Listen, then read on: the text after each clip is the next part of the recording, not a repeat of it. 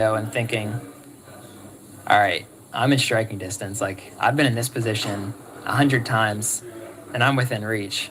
And we're in the Olympic final this time. And just thinking, like, be patient, work up this back stretch. And, of course, we were running faster than I've ever run, faster than Josh and Yard have ever run. The only one there with that experience at that pace was Ingebrigtsen, and he was driving it from the front. And then I worked it up with 200 meters to go, and same kind of thought. I was even closer to the front, and I thought, all right, well, I'm going to get a medal. I know that, like, and I think that kind of helped me just, it's like once I knew a medal was locked up in my mind, it's like just run free. Like, you've done the race, like, you've executed well. The plan was to be there with 200 meters to go, and that's all you can plan for.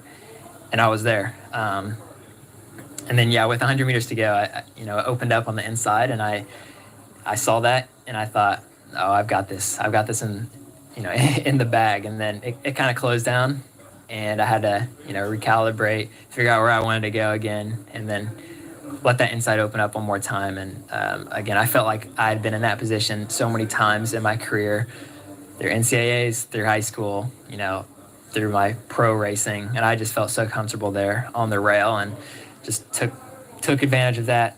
Never looked back. And once that opened up, I really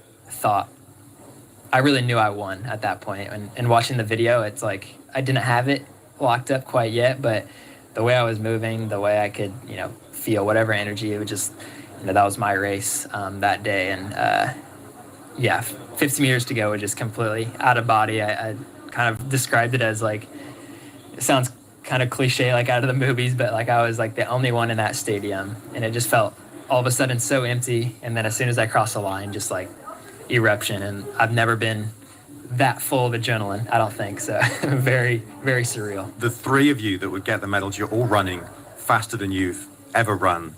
But in that moment, it sounds to you almost like time is slowing down, because you're seeing the possibilities. Definitely. Yeah, it's like I've been in a few races where it's like, kind of mentally you're getting positions, and it's like check.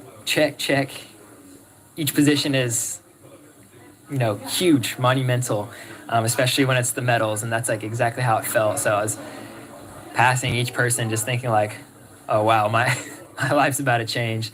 Oh, like, oh wow, it's really gonna happen. Then like, wow, like that's what it took. Like I really got it done. And I mean, even like now it's kind of crazy talking about it. Obviously it's been almost a year at this point, but in the moment, definitely it was like just out of this world. Yeah.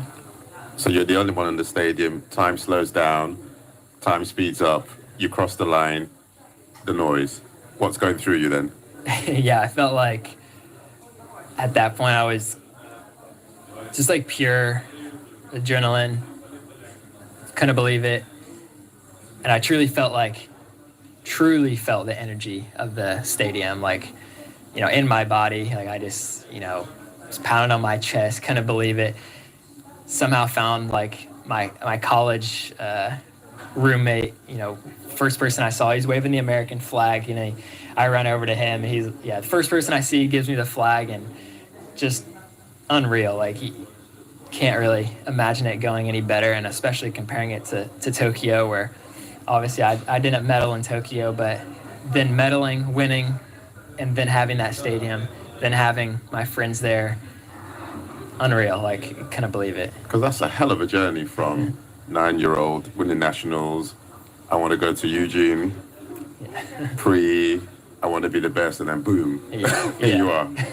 Yeah, 100%. And I think the whole time throughout my career, it's like justifying, oh, I've won an NCAA title.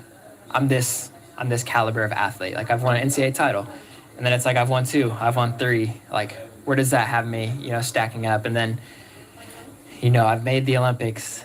How does that leave me as an athlete? How am I viewed? And then it's like, this one, there's nothing up for debate. Olympic record, Olympic gold. It's like, I don't even care, like, how people view me. I know what I've done at that point. There's nothing to be said. I think that was like stepping away from it. because obviously I want to be fueled internally, but it's a lot of the time is thinking about how am I being viewed. And that one just like, I felt like slam the door is like, I know how good I am, and now everyone else knows too. That's a slam dunk, isn't it? Yeah, yeah, it doesn't get better than that. And then the journey through the media begins and things like doping control and all that other stuff. But when you got clear of the stadium, when was the first time that you could celebrate with friends and family, and what did you do? Yeah, that whole post race process is also an experience in itself. Luckily, I think that not every medal ceremony was the same night as their event, but for us it was. So it was like an hour after. And so, yeah, I saw my coach pretty shortly after. Like, they let him under the stadium. Like, I'm putting on my, medal ceremony outfit. And he was obviously beside himself as well. Like, unreal. Like, just had a few words with him, but really, like, both of us were speechless. Like, what can you say?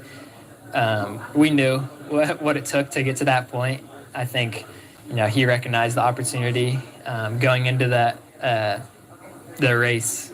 I vividly remember he was like, usually I'm nervous. We're walking into the tunnel. He's telling me, usually I'm nervous, but I'm just excited for this one.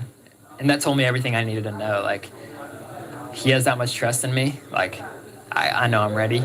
Obviously, I was unbelievably nervous, so I was happy that he wasn't. But yeah, then after did the medal ceremony, like, unbelievable experience, and then straight to the NBC studio, like NBC, the U.S. Broadcast.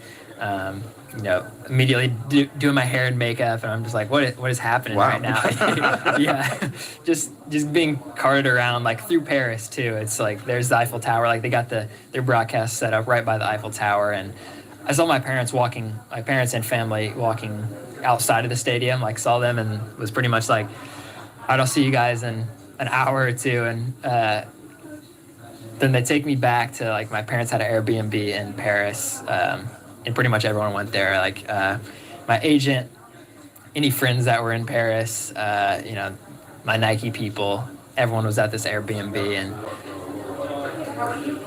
pretty awesome. Like, doesn't really get better than that. Like, just kind of forgot that I was halfway across the world because so many people I knew were there, and yeah, very, very cool. And it's one thing to have that moment for yourself, but it's another to share it with everyone that you love. And yeah, having everyone there was ridiculous. And by the time I actually got there, it was like 4 a.m. So obviously they were fired up, but they were all troopers. And then that was when, like, the party started. So it was a full night. And then that next morning I was up early. There was a whole NBC pretty much circuit that took about like 5 hours that we started at like 8 a.m. So I was very sleep deprived after that, but it was all good. And of course, that brings a lot of exposure. How has life changed for you since becoming an Olympic champion? Because you're not Mr. anymore, you're the Olympic champion. Yeah. Yeah, it's the fall was a whirlwind, definitely. And immediately after, I did three more Diamond League races, which was, I didn't train for like 4 or 5 days after the Olympics. It was just, the first 2 days was genuinely too busy. I had no free time, and I think training would have put me more in a hole than training at that point, just because of how exhausted I was. And then it was like, all right, well, if we're going to do these races, like, let's get back on the horse. Let's do it. Yeah, scraped together those 3 races, which were very hard. They went well. But I had peaked. Like, in the season was times. Like, we did that by design. Like, we weren't trying to peak for the Diamond League final. We were trying to peak for the Olympics. And obviously, I wouldn't do it any other way. But with that being said, I was ready to get back to the States. It was like another month after the Olympics before I got back. And yeah, just going home was truly like the full circle experience of obviously where I grew up, just like where I'm comfortable, back home. Like, nothing beats that. Are you a celebrity back home now? Yeah, a little bit. Yeah, at least at my high school. But yeah, then there was quite a few opportunities I got to do in the fall, like speaking engagements, and yeah, very, very cool and an honor. Like, anytime someone wants to hear what I say, I think of that as quite the compliment. So it was very cool, and there was a few ones that were a lot of people too. So I think I was learning, how to public speak in real time, and luckily it's easy to talk about something you're passionate about. So it came a little bit more naturally to me than I think other things would have. So we're just enjoying it, and kind of what I told myself was take advantage of all these opportunities that I'm getting, because so much of professional running is saying no and sacrificing and being like, well, I can't go to this. I can't, go to that wedding. I have a race that weekend. It's a lot of sacrifice and a lot of saying no. And for at least the fall into the winter, I was like, I'm saying yes to every opportunity, because when do I get this when do I get this moment and this energy and be on the forefront of so many people's minds? So I feel like I took full advantage of that, and obviously there's still opportunities I feel like I'm benefiting from, but now it's back into training. So I'm glad I took the fall how I did. An opportunity that's come your way in 2025 is Grand Slam track. We've had 3, there were going to be 4, and we're not a business podcast, we're a sport podcast. So I guess what we're most interested in is, how did that come about for you? How was the approach made, and when and why did you say yes? Yeah, that was all within the whirlwind of post-Olympics. Obviously, they were kind of announcing it before the Olympics happened, but that was everyone. Everyone was like, "Let's do the Olympics. That'll be an afterthought." And then I think obviously they were waiting to sign athletes based on their performances at the games. So the perfect storm for me. Huge opportunity. They approached me, and they were wanting to sign me fast because they wanted to announce the podium. They wanted to announce, Kerr, Yard, and me as signing. And I think that was a huge part of it, because it's one thing if, yes, the money's good, but if the competition's not there, it's like, how will this be viewed? But then I knew the competition was there. So obviously talked about it with my coach, but in my mind it was like the Olympic year, we were so dialed in on the Olympics. That was it. That was all that was on the calendar, really. The next year, like this year, we can, have some fun. We can do exciting races, and also just be part of this new league that I feel like is, pushing the sport forward, however you want to view it, but it is pushing the sport forward. And I felt like, hey, if I can get on, say, the ground floor of it, at least, as an athlete, and be one of those athletes to help push the sport forward, yeah, it's a no-brainer. And obviously they're paying well, so that makes the decision a little bit easier. But it was super exciting, and it was just something that was a byproduct of my performance that I really couldn't have prepared for, but took it. And it was, obviously it's concluded kind of suddenly, but it was very fun, very unique, different than any other professional race I've ever competed in. How do you feel more generally? Because I guess the narrative we see looking in is the Olympic Games is going to be in the States. The USA has to dial into track and field. More people need to watch it. More people need to engage in it. But I guess you found track and field. So are you thinking we have to change everything? If we put you in charge for the day, would you make big changes or little changes, or what does have to change and evolve? Yeah, I think, and they're just so, Europe, it's obvious. There's that niche that's found it. You go to all these European diamond leagues, and it's like every stadium's full. There is that demographic they're into track. It's there. I think it's there in the States. I just think it's all just different. Kind of how people view it. I think, I don't know, probably soccer is the biggest thing in Europe. But in the States, it's football and basketball, and then it's everything kind of descends from there. And I don't think track is very high on the media relevance, tier list. But I think something exactly like Grand Slam is that's the step you have to take.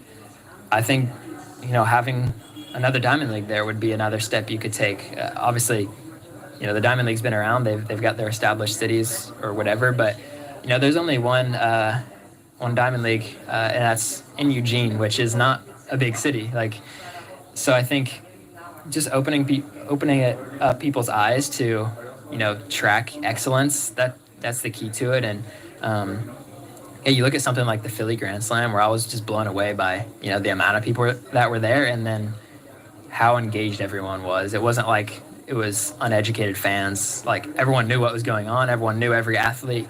But yeah, I really think it's higher caliber races in the U.S. that would make the difference, because all of our pro meets are like at local high schools, and it's just kind of seems backwards. And I think people are wondering, like, why does no one care about track? Well, it's because part of it is how it's presented to the public. I think if NFL teams are playing at high school fields, like, there'd be less interest. Like, it has to be displayed correctly. I think Grand Slam was doing exactly that. Like, their broadcast was like off the charts, just so good. And if you're delivered these great athletes in this beautiful way, like,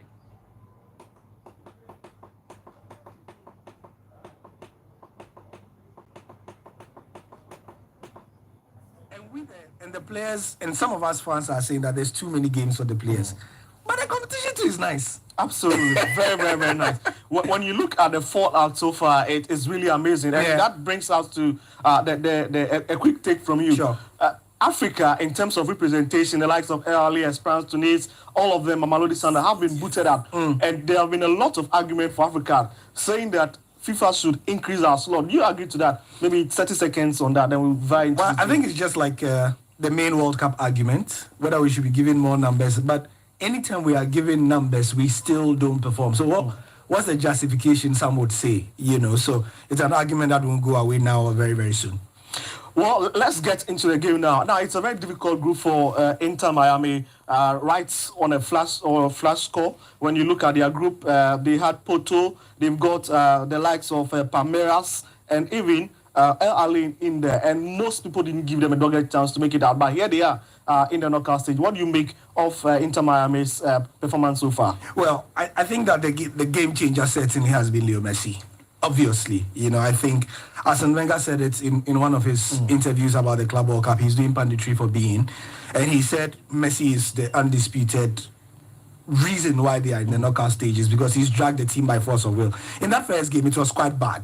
The team was so bad that they simply couldn't help the guy. But as things wore on, they tried to get themselves a bit into a bit more fluidity. There was a bit more cohesiveness about the way they were playing, and they did a bit better. They are here. Now they have to justify why they have a place in, because a lot of people don't think they even deserve to be here. Absolutely. Exactly. My heart is just bumping for them, because taking on PSG that have shown class in the last couple of months, it's just difficult. But again, that brings us to the question of reunion.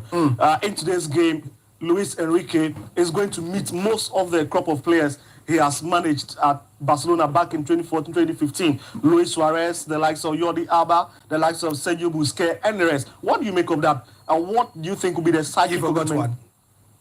Leo. Yeah, Leo Messi. So yeah, obviously, I mean, you see the camera is currently training on him. On our screens now, we are watching live on Sporty TV also. As to the reunion, I don't think it will. I mean, these are professionals. Yeah. They've won different things at different levels. Some have won World Cups, multiple Champions League, multiple leagues. It's the small boys on the teams that will feel like that. As for the big boys, it's just another reunion with just another player or another coach, and they'll just focus and play their game. Now, ahead of the game, there is a Doué. I have been speaking big. He says that Messi was one of his idols, growing up. And it's the same story for most of these youngsters on this Paris Saint-Germain team. And the big moment that Messi himself have played for this Paris Saint-Germain side. What do you think is going to be the feeling? Sometimes when you are playing against your mentor, you can get the ball. When he approaches you, maybe Doué might decide to take a few seconds to watch it. So it can do two things. It can do what you're saying, or it can motivate you in the other direction, which is to show your mentor or your idol or the guy or your role model that, hey, me too, a day. So it's two things. It depends on how mentally ready Desiree Doué or whoever it is that used to see Messi as his idol is. I was watching the Captains of the World, the official World Cup documentary again yesterday evening, and you saw quite a number of players in every single match that Messi played on his run to win the World Cup there, saying that this guy is my idol or was my idol when I was growing up. Even the Argentine team, when Messi started, most of them were kids. Yeah. And so they sort of won it for him. But it motivated them to play to that level, and we'll see what it does in this game as well. But I think for Inter Miami, I mean, they play with him, so it won't do that. For PSG, I think with the fact that they have Luis Enrique there, he's enough of a psychological motivator to ensure that, don't be starstruck, obviously. Yeah. Obviously, but not too much. That's quite an interesting one. Let's now jump into the starting lineups that have been released from both two teams. What do you pick? Inter Miami, they are playing a 4-4-2 with Luis Suarez and Lionel Messi leading the line for them. But they've also got Segovia at the left-hand side. They have Sergio Busquets and Redondo in the middle. And then at the far right-hand side, they have Allende. And then back four of Jordi Alba, Alain, Falcon, and of course, Wigan at the right back. What do you make of that lineup? Just one change to the previous lineup that faced Palmeiras with Alves taking off. So, as predicted by many people, Dembele is on the PSG bench. Bradley Barcola is joining the two starlets on the French sides. Champions League run. Desiree Doué and Kvaratskhelia in front of the front three. Expect Inter Miami he's playing. It's like a loose 4-4-2. Yeah. With Messi and Luis Suarez giving license to roam up front. So both teams have two goalkeepers on the bench, incidentally, which is both increasingly common in modern football. But in terms of the lineups themselves, I think they're two very strong squads. They don't have too many injuries, both sides as well. And I think that they are going to cancel each other out in many parts of the game. PSG would like to stretch on the width, but I don't know if Inter Miami have what it takes to stop them. We are going to find out in a minute or two. A few seconds.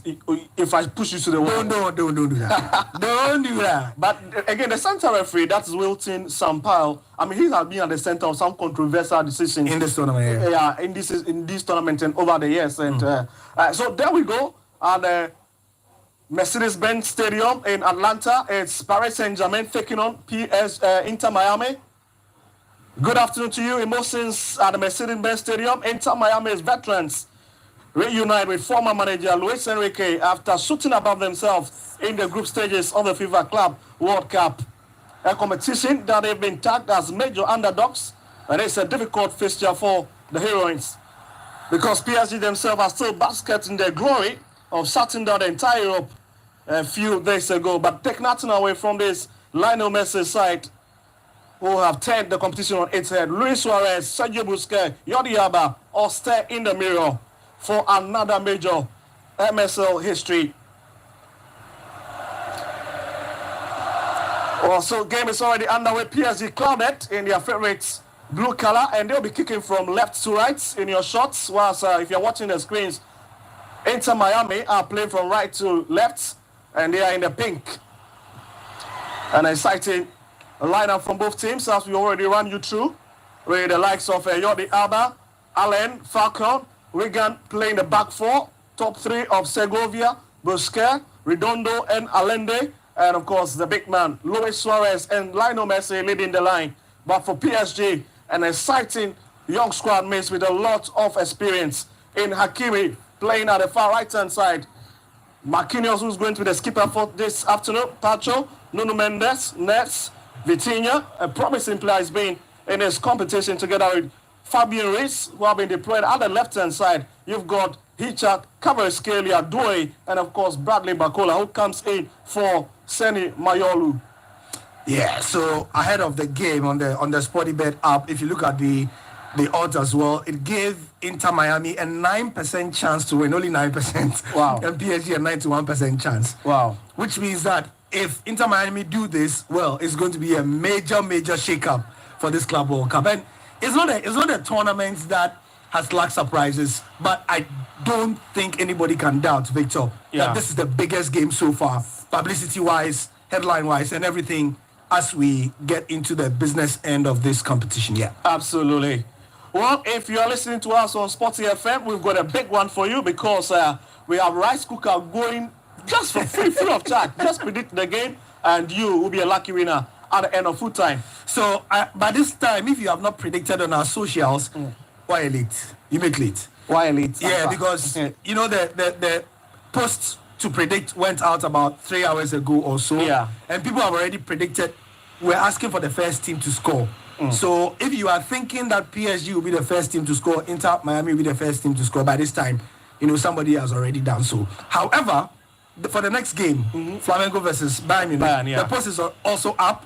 That one is on our Facebook. You can go there and start predicting. Hopefully you will be lucky. Yesterday we got 2 lucky winners. Wow. Yeah, and they've already been contacted to come and redeem. They got present irons yesterday. Wow. So the way it's working is that as we go on, okay. Well, big chance for PSG. That's a lovely Baba Ustari. Prevent it.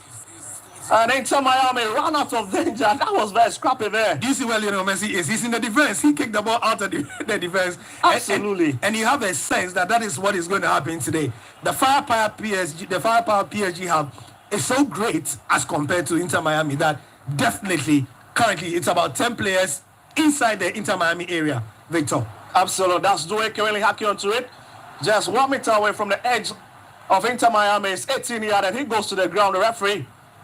Just look at that scrappy situation between himself and Wiggett, who planted his feet right into there is a Due, and he wins the sympathy of the referee. But look at this, how PSG was able to spread out Inter Miami from the left-hand side. I just say that in the build-up, right? That PSG Absolutely. will look to stretch them and to give width to them because they know that they can't match their technical quality in those areas and stuff like that. Already, just a couple of minutes, PSG have had 1.5 incursions, you know, one good chance, another half, and then now they have a free kick in a very dangerous area.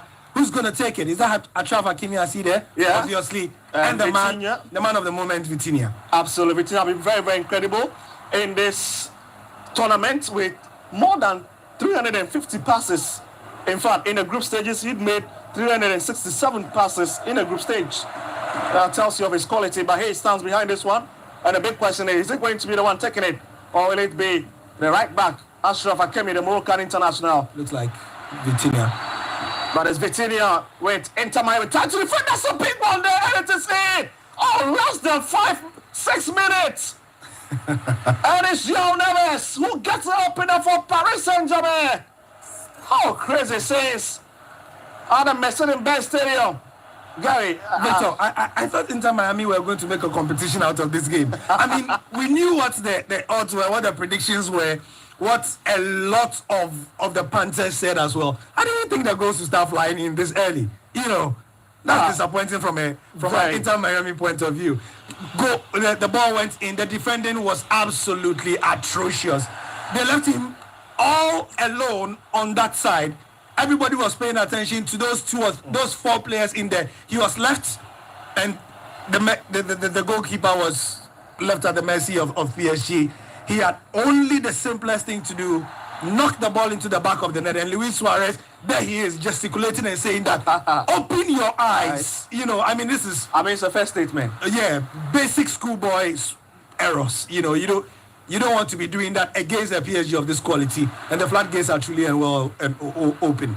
Well, scoreline PSG 1, Inter Miami 0. And Starry could not just prevent his 49th goal from entering the nets. And Luis Enrique already enjoying this moment as he watches on eagerly from the bench. I mean, you are giving commentary. Now, let me push you to the home. What's your prediction? Or you're not allowed to?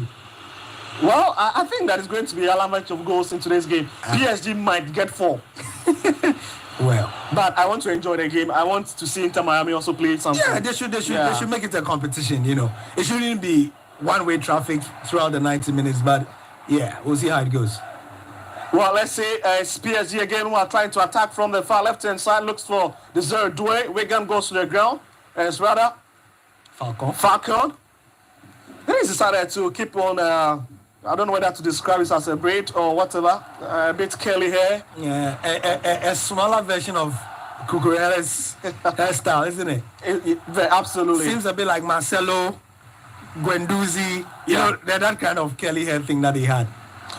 Well, he's footed inside again, trying to pick Luis Suarez. But McKinney also pick it up, puts it on to the right-hand side. And here's Hakimi and PSG. Have got so much to do into this game. Really, it's going to be a very long way for Inter Miami. Wigan picks it up. And hey, just drop it to Redondo. Redondo dispossessed of the ball, and Paris Saint-Germain will come forward from the left-hand side. It's now into Hakimi at the right-hand side. He's got a bit of opportunity. Hakimi. Vitinha will spread it onto the left-hand side. And that's certainly is this man, the Georgian international. Hicha Kvaratskhelia now into Inter Miami's boss. Looking to twist and turn. It's another dangerous chance for Paris Saint-Germain, but Falcon finally clears it. My brother, they are at this stage they are toying with Inter Miami. I'm telling you.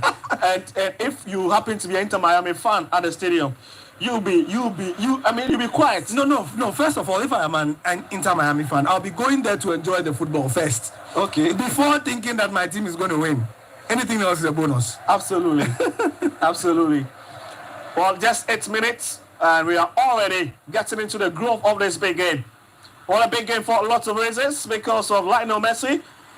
For once upon a time, I saw one preview and it said, "It's the Champions League winners against the team Lionel Messi plays for." Absolutely ironical, isn't it? Yeah.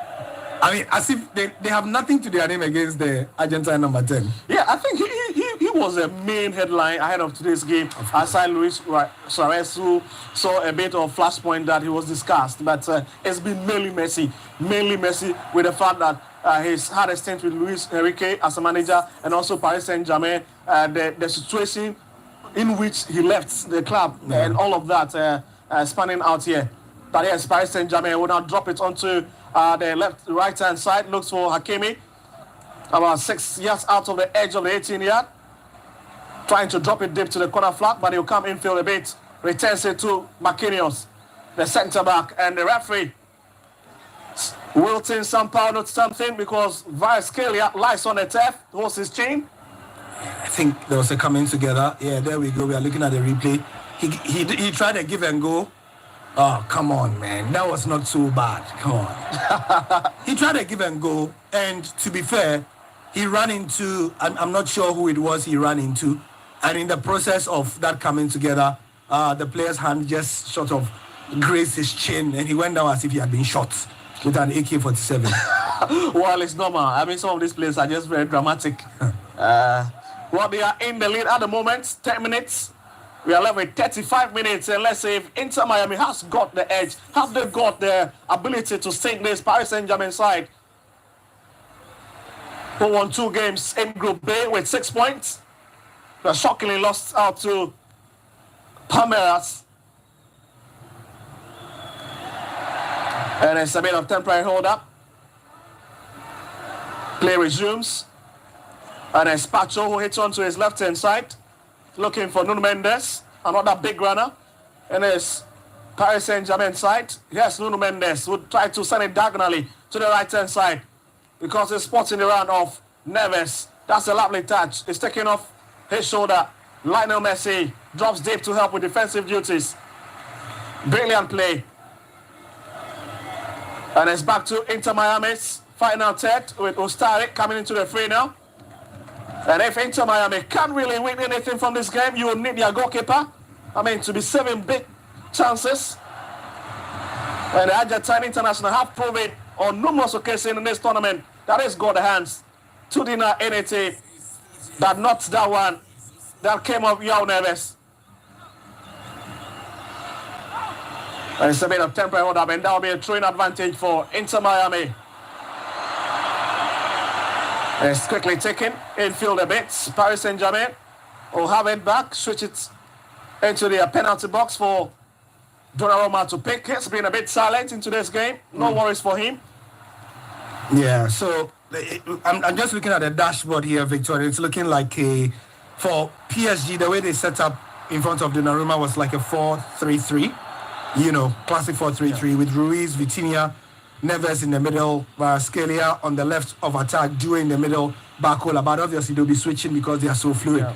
For Inter Miami, like I said, looks suspiciously like a 4-4-2 as well. And Suarez and Messi giving a lot of room to roam. But because of the way they've been set up, Victor, they are all having to do a lot of defending and attacking at the same time. Yeah, I think that's the best thing to do against this side. Yes, this PSG side. Who love to press and press. Yeah. It's the right thing to do. But yes, Inter Miami flashes out of their penalty area. Picks Suarez, who's dropped deep again, who hits it onto the right-hand side to find Lionel Messi into the center cycle, drops it back a bit for Busquets. Falcon. And yes, Allen. They'll bring it onto the left-hand side for Jordi Alba, who decides to go back again onto the edge of his own 18-yard. This time around, it's a long hit from Allen, trying to pick Luis Suarez, but it's just too heavy. Nuno Mendes will jog a bit and manage to keep it on the surface of the playing turf. Well, in case you're watching in Ghana, you just need to run onto our socials. That is SportyFM _ on X, SportyFM _ again on Instagram. On Facebook, it is SportyFM. And also, you can send us a lot of messages on our WhatsApp line 054-257-1061, and we'll be very glad to read it for you at the appropriate time. Now back into the Mercedes-Benz Stadium is Paris Saint-Germain, currently distributing the ball among themselves. As recently at the right-hand side, that's Marquinhos. We'll find Hakimi, who loves to overlap a lot. Yeah. So, we put out a graphic a couple of days ago on our socials. We were asking, after the group stages, whether Real Madrid got the best right back in the world or they got the most available right back in the world. And we compared Hakimi and Trent. Did they get the best one or they got the one that was available? Well, we also live on Sporty TV2, so and even on YouTube on Sporty. So in case you are not close to your house, and on the SportyBet app. All right, live. Big stuff from Sporty. But here's a corner kick for Paris Saint-Germain. As they push a lot of bodies in there, the likes of Yao Neves, the likes of Hakimi, Nuno Mendes have all joined the fray. And that looks to be Desiree Doué, who'll be taking it with his left foot, swings it in. That's another lovely touch. Oh, by the flag. It looks like the flag is already up. It was miles offside. I mean, even before the ball went to Ruiz, the flag was clearly up. It was a good corner, but there was a bit of handbags and pushing and shoving between the two players, and so by the time the ball went to Fabian Ruiz, the flag was already up, and Inter Miami have to start again. PSG are pressing absolutely high up the pitch, man, right on the edge of the penalty box of Inter Miami. This one, they are choking them. That's crazy. What's the young kids say? They're pressing the neck. And let's see, even Messi is even part. They are just pressing everybody. Yeah. And I'm sure Javier Mascherano will be thinking that now I should have just escaped this Paris Saint-Germain team. Yeah. I should have topped the group. I think that by the end of the group stage, they just wanted to qualify. They just wanted to qualify because things were so precarious for them, and with the other teams also had an opportunity. So Inter Miami simply wanted to qualify, and if they had topped the group, it would have been nice. But with the way they started, it was quite unlikely that they would, finish anywhere but second. Oh yes, Hakimi switches play into the middle, and it's all the way back to Pacho, who hits it onto the left-hand side for Nuno Mendes. Back infield again, Vitinha, giving a bit of activity from Lionel Messi, but managed to find one of his players in that blue set. Doué into the box now. Paris Saint-Germain, another turn it, but not the best of angle to hit it across, and it's just way beyond the bar line. And it's Fabian Ruiz once again at the end of that. Their movement has been so lovely to watch. It has been a smooth movement, and it's been difficult for Inter Miami to deal with them. I mean, they've been. Oh, okay. No, that was the earlier. That was the earlier. We are now seeing the VAR give us the semi-autonomous rendering of how Fabian Ruiz was offside. But I was making the point that, a player has gone down, clutching his what looks like the hamstring. That's never pleasant to see. Very, very, very painful for him. And that looks to be the man in the 32 sets. Noah Allen stays on the turf. Must be a hamstring or it looks like he's playing something. And it means that Javier Mascherano would have to think about the whole situation again. But they've got option on the bench. My brother. They've got option on the bench. He just made a difficult job even worse. Alves is on the bench. And interestingly, Noah Allen came in for Alves. Yeah. And looks like the centre back might be coming in a bit if his colleagues fail to continue with the game. And it looks like a match in order because the referee, Sampao, is just signaling for a stretcher. And there it is. I mean, you don't want to miss these games. No, not at all. Game of a lifetime for a young player like Allen, you know. Game of a lifetime. And he'll be absolutely gutted that he's had to leave it and at this stage of the game. So sad for him. Well, decides to ignore the stretcher and decides to take a few steps beyond the bar line. Let's see if he might be returning. 21-year-old player. And that is it. He's off and Elvis comes in. And it's not the best of story for the youngster who might want to enjoy the game. But it's needed if Inter Miami are to stay intact into this game with the fact that they are trailing behind by a goal to nil. But I tell you, the presence of Ustari at the back is quite enormous. Yeah. Here's Paris Saint-Germain with recycle play. Sakimi hits it back to find Marquinhos. Donnarumma. Nuno Mendes right on the edge of the 18-yard at the left-hand side. It's now down the corner flag. That's a deep run coming in. Another player going to the ground. And that'll be... Poor challenge. Yeah. Yellow card there. The first of the game. It's as if you are seeing many more to come. And lots. Nuno Mendes went past Messi as if he wasn't there. And interestingly, the guy who just came in has gotten into the book of the referee, Alves. So he's got a difficult job carved out for him. 40 seconds, 30 seconds after he came on. Crazy. Oh, that tells you. Well, that also tells you the gap between the European game and the American game, yes. Definitely not the South American game. I mean, the gap between the European and South American one is not that wide, you know, but the European and the MLS, I mean, it's quite a gap. Certainly. Yes, PSG right in the center. Especially when you are playing against the European champions. They are still in crowd 9, not backing down anytime soon. They'll straight direction of play to the right-hand side. Neves, that's Bradley Bacola. Fabian Reyes, that's another lovely play. Flag stays down. Inter Miami chasing. Comes off Falcon and it's out. Victor, are you sure this is not a glorified training match for PSG? I mean, at this point, even they must have realized that it is a bit too easy. Very. Yeah, and I think the game plan will be to put 1 or 2 more goals in and be settled. Yeah. You know, and then just enjoy the game. And just enjoy because it's way too easy for my liking. Maybe a way to tell Lionel Messi that we are sorry, but it's a lovely one there by Ustari. At the right place to claim it. And the flag equally up. Yeah, so Vitinha got a ball. It was a corner. It was headed out. Corner taken quickly. Given back to, all right. Looks like the return ball must have been an offside, or when the ball went, yes, it was, the return ball was an offside, and so the ref and his assistants were close to it as well. 21 minutes, and it's back into Paris Saint-Germain's half. And it's look at Donnarumma is going to take a few steps out. But Ustari stays on the ground after that heavy save. No, from a challenge. He just got the ball. Yeah, I think so, yeah. They took a quick goal kick, and just as he was about to hit it, it looked like Bacola's knee. His knee went into Ustari's. That's painful. That's painful. His ankle or his feet.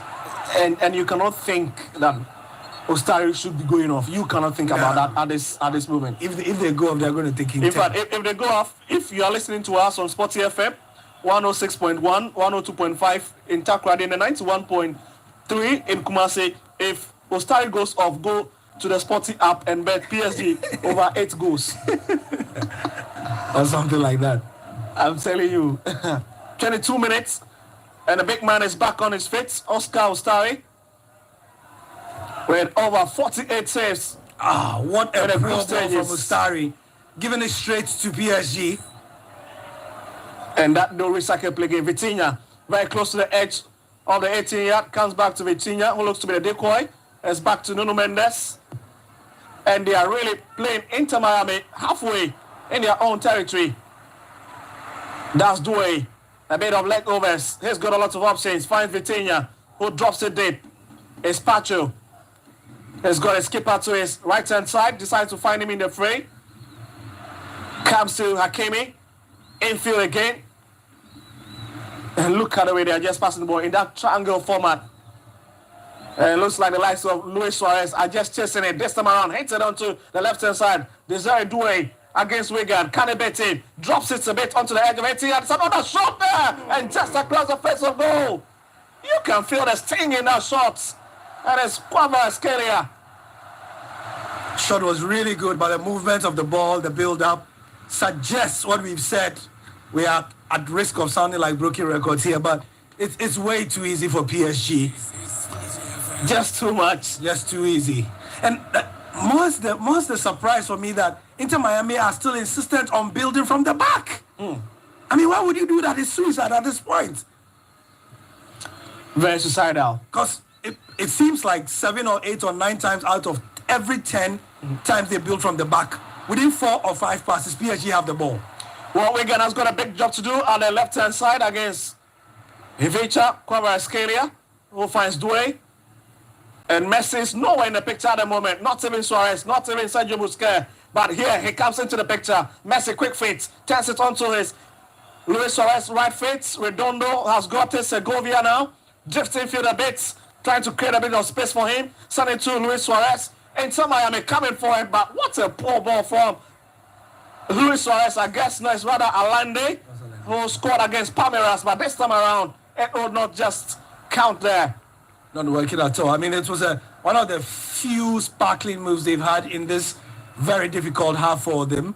And Mascherano, I'm not sure what the tactical instructions are. Or what can you say?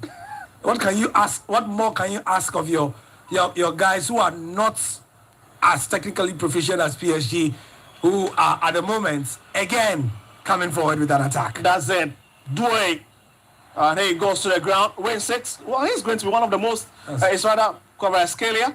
He's going to be. He and Doué himself are going to be a very difficult player to place a break on in today's game. Absolutely, absolutely. Anytime they get the ball, they are going on the left or on that right-hand side. Inter Miami are putting 2 players on them, but it doesn't seem to be enough. No.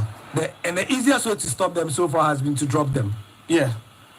And once you keep dropping them, it's likely you might lose a few men. Or some beautiful... Well, look at the Inter Miami fan. I told you, you are going to this match to enjoy yourself. Not that you are going to enjoy good football. I mean, you might take in some 2 or 3 or 4 goals. Maybe, what's his name? Victor says he might take in like some 4, right? 4. Yeah. So, Charlie, just go and enjoy and say I was here some. That's Pacho with a long hit, but it's ricochets of somebody. The ball dazzling back into Paris Saint-Germain half. They would have to restart play again. Victor, how many men are in how many Inter Miami men are in Paris Saint-Germain's half? None. Nobody. But I think let's give credit to Messi. He's done that. You look at the group stages against the likes of Palmeiras, Porto. We've seen him drop very, very deep. Victor, it's not like he's had a choice. He's playing with a team that are not able to run as... You know, I think I saw an Argentine player. One of the Argentine players said, what is going on that you are having a 38-year-old Leo Messi? If you check the stats of the running stats, he has run more than some of the midfielders and some of the defenders in his team. Yeah. Which is not... And has done 12 crosses in the group stages. 12 crosses and attempted most at goal 9. No, it's not great. And there are players who are 20, 21 years, 22-year-old players in there. They are not running as much as he has. Yeah. So it's not like he has an option, you know. Yeah, no options. And when you look at the Desire Doué in the group stages, he's done applying a lot of pressure 73 times, and already in this game, he's done more than 3 of that. Wow. So it tells you from just Desire Doué alone, Paris Saint-Germain have been very, very forceful. Yes, Kvaratskhelia onto his chest, drops deep into the box, beat 2 players, and Ustari once again would need to intervene. Nah, it's Ustari. I mean, if you've been watching Inter Miami for the past season or so, he's been a major reason why they've not shipped twice or 3 times whatever they've shipped so far. And he's more than a decent goalkeeper. No, he's prevented 48 goals in the last 3 games. So it just tells you that Inter Miami would have been the boogie side in this tournament, not even Auckland City, who took almost, I think, 10 from Bayern or so. 10 and 6. Yeah. And then 1. Well, let's see if their fans can give them that needed voice. But here is the referee's view of how Kvaratskhelia movement inside that Inter Miami box. Love the referee cam, man. It gives you a raw view. Yes. I'm like unprecedented perspective too. Close up, a proper close-up shot. Yeah. As we say in TV. Well, Jordi Alba has been a bit silent at the left-hand side. It's a very tired legs. And he'll pick up the ball beyond the sideline. It's only 28 minutes and he's tired. He's tired. He's been chasing the ball. They're kind of running. No, even look at the likes of Arsenal and the rest. Look at the kind of running they did against this Paris Saint-Germain side. Even Inter Milan. Yeah, I know. And just imagine 38-45. Even Mustafi himself. It's just that he's great. Even his age. I mean, you will not say that he should be doing very well within the 2 sticks. But again, he's proving that he's got a quality. As Nuno Mendes brings it to the left-hand side, Desiree Doué will touch it with his right foot, drops it a bit. And Paris Saint-Germain will go to the right-hand side. Hakimi, lovely touch there, finds Bradley Barcola. He's got Falcon standing on him a bit, but he managed to win that one. It's going to be a long crossing. That's a grounder. Backs to PSG, looks to be Yao Neves, goes to the far left-hand side, Kvaratskhelia. Few meters away from the edge of the 18-yard. That's a brilliant way to turn from Nuno Mendes. Lovely play onto the edge now. Here's Hakimi and Inter Miami are just chasing shadows, but here they managed to rescue it. Jordi Alba. But the big question is, have they been able to kick the ball for even 15 seconds? There've been about 2 or 3 opportunities, right, where they were able to keep the ball for a string of passes, but otherwise, I've not checked the possession stats, but I know what I'm going to see if I do. Well, you can already see very tight with the hand to the back of his waist. The footballers always say that sometimes you may be only 15 minutes into the game, but if all you've been doing is chasing the ball, you get tired faster. Absolutely. But Paris Saint-Germain back in possession. Hakimi. This is a big one, and it's just lifted very wide beyond the crossbar. Is Fabian Ruiz, who comes with this one, and Luis Enrique will not be excited about that big chance that fell the way of his lad. It's the midfielder who fails to keep it below the crossbar, and it's just rising, and Ustari's hand will not even get to it. 30 minutes with 15 more minutes left in the first half department of the game. And I'm sure if you are an ASU fan or you want Paris Saint-Germain to be booted out, it's a wrong decision at the moment. Maybe you could just be revising your notes. Yes, Pacho back to Donnarumma. Has been on a virtual holiday. Luis Suarez very tired. Marquinhos stays on the ground with his face to the surface of the turf. Rolls a bit. He'll be supported by Segovia to the up on his feet. But that was a lovely ball from Yao Neves. He was trying to pick William Pacho. And again, Luis Suarez, who issued a few complaints here and there. Fair to say he's not enjoying the match. No, you cannot enjoy the match against PSG. You can do that against Auckland City. Especially if you are Inter Miami. You know, it's very weird seeing some of the top players that you know just chasing shadows and... Yeah, and it's very disheartening to see these Paris Saint-Germain youngsters. I mean, respect the likes of Luis Suarez. At least give them an opportunity to touch the ball a bit. But you can literally count it, the number of touches they've had. But here, that's a lovely touch. But Inter Miami managed to get ahead of them, and it's Alves who managed to tip it out. Segovia will drop it back onto the edge of his 18-yard at the near left-hand side. Comes infield, looking for Suarez. They don't pick him, but they pick Messi. Shift it onto the right-hand side. Redondo. They are looking for a few outlets now. Inter Miami. Wigan drops it deep to Massimiliano Falcon. Wigan again have been served out the right-hand side. And you can see this time around they've been able to keep possession for a longer spell. Back to Ustari. But they are living dangerously in their own 18-yard. Messi, that's a lovely flick. looking for Luis Suarez, but it's picked off his chest. And Paris Saint-Germain are back in possession, trying to transition play. It's a walking pace. But referee, once again, hot play. Because there's a Paris Saint-Germain player on the turf, and we'll confirm to you who. Yeah, that's Pacho, yeah. William Pacho, the centre-back. And he's up on his feet. Well, just look at the incident again. Oh, that must be really painful. Bumped into him from the back from one of the Inter Miami players, and play will resume. Well, a bit of exchanges here from Inter Miami's territory. Here's William Pacho. He's got Marquinhos to his right-hand side, finds him. He'll go diagonal to the right-hand side. Hakimi back to Marquinhos again. What a skipper is being, decides to go long. That's a big chance there for Paris Saint-Germain. Beats his goalkeeper. And Nuno Mendes cannot just tip it beyond Ostari. But the flag again is up. They have been guilty of the offside traps. Either that or Inter Miami have been playing the traps really, having setting the traps really well. But this year about the fourth or fifth offside for PSG in the past half hour already. Well, in fact, you want to maybe let's take a flight to Atlanta, the Mercedes-Benz Stadium, and hear what the two fans are doing. I'm sure you have that of the Inter Miami fans in a quiet majority. Yeah. Despite they'll be in a traveling majority as well, because they are playing right at the United States. But for Paris Saint-Germain, currently trying to transition play, enjoying themselves. Looks to be a training routine. Pacho has received it inside the center cycle, spreads it to Nuno Mendes. And it's Vitinha. Infield a bit of scrappy play, but they managed to keep possession for quite a longer spell. Luis Suarez goes to the ground, referee. So Sampaio have none of that, the Brazilian. Segovia, not the best of pass. Yao Neves goes to the ground, and once again it's the cameras that will capture Luis Suarez's face. Javier Mascherano. Well, it's interesting to see sometimes when your teammates you've played with coaching you.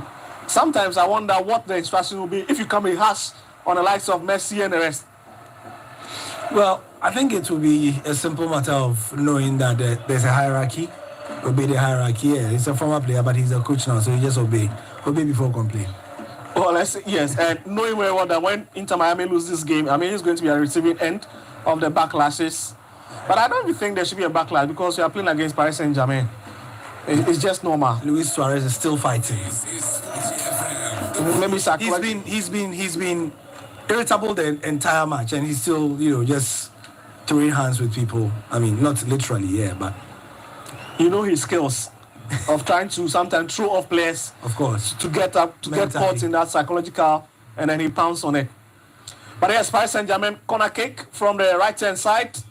Kvaratskhelia picks a knock, stays on the turf. Game is becoming dirty. Yeah. It's becoming scrappy, dirty. This is not great. Just looks to be a weekend. I don't think was any a touch at all. I don't know, man. Well, let's see. Those set of players not being overly dramatic. They should have played back in the 80s, and then they will understand that this is nothing.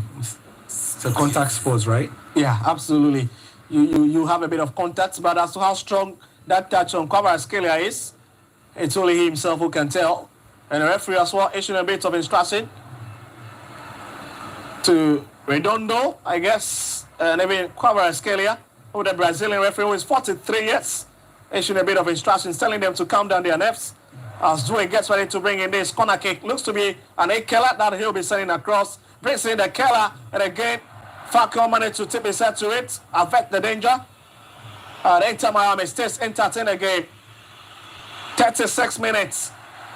8 minutes more left in the first half department of the game. Bearing the additional time. It could be less than 5 minutes because we've not seen so many infringes or incidents in this particular half. Mendes brings back to Pacho. Infield. Vitinha. Onto the right-hand side for Marquinhos. Lifted deep. Looking for the big man up front again, but it's just too heavy. See what the plan is? PSG pass the ball from the back intricately, draw Inter Miami out and try and hit the ball over the shoulders of their slow defenders because PSG know that they are fast. But for the moment, PSG's players have been too fast. They have not been able to time their runs to perfection against, their inferior opposition in terms of the physical side of things. But eventually they'll get it right. Eventually, yes. If they keep knocking, they'll get it right one time.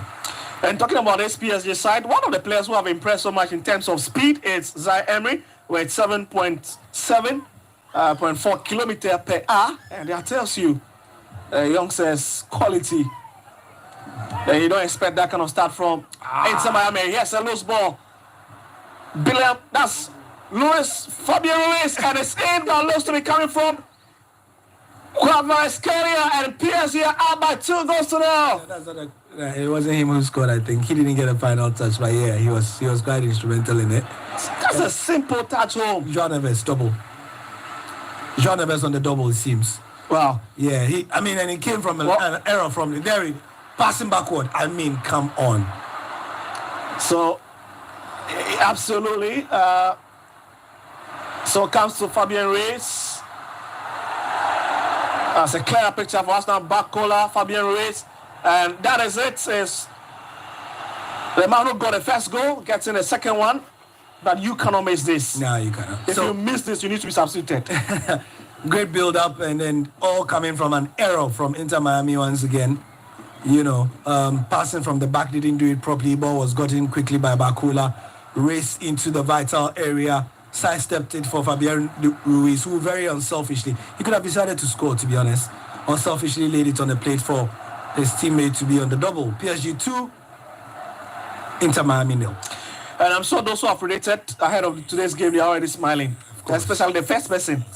Who got it, yeah. Yeah, will be smiling big. But if you've not decided to win some cash for yourself, just run onto the Sporty app.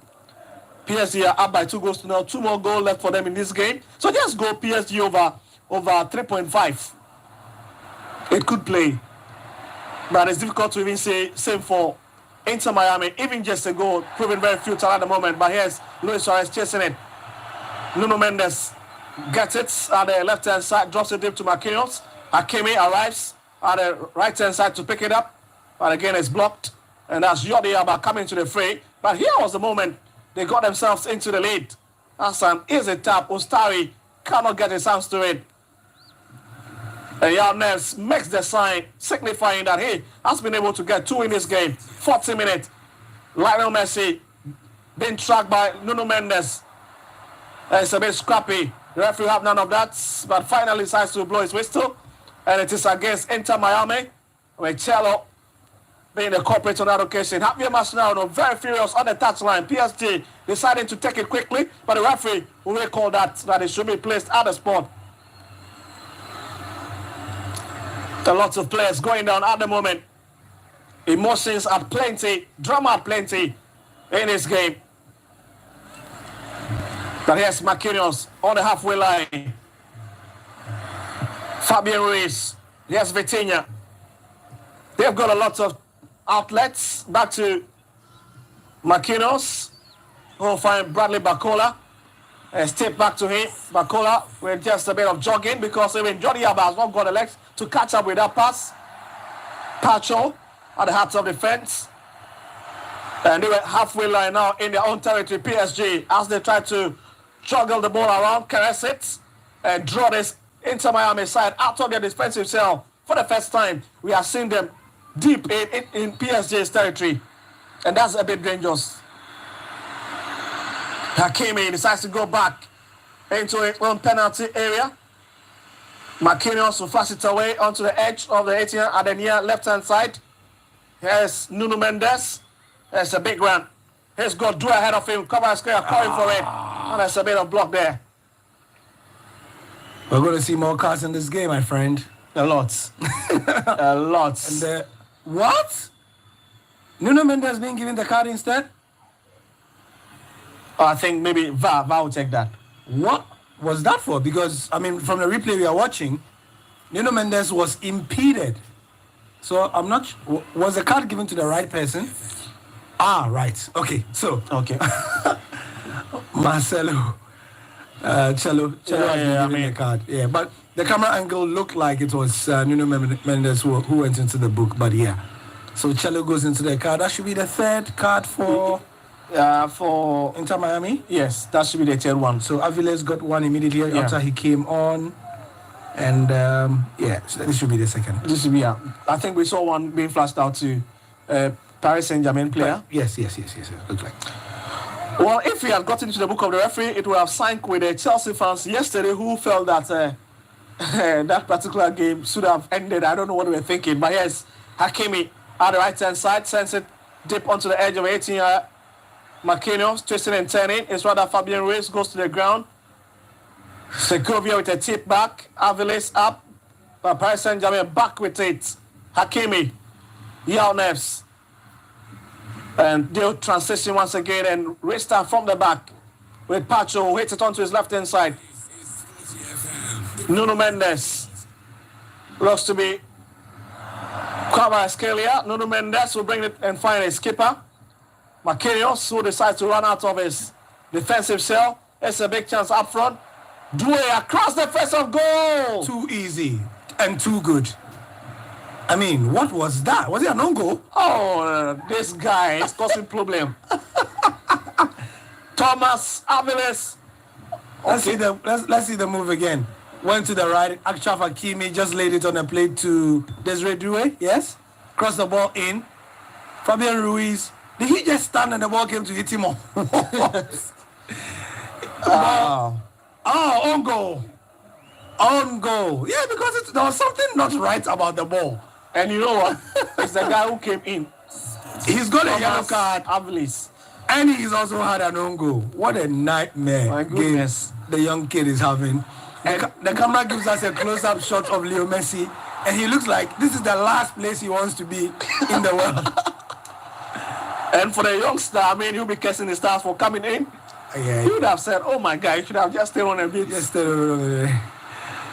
But here they'll press the restart button.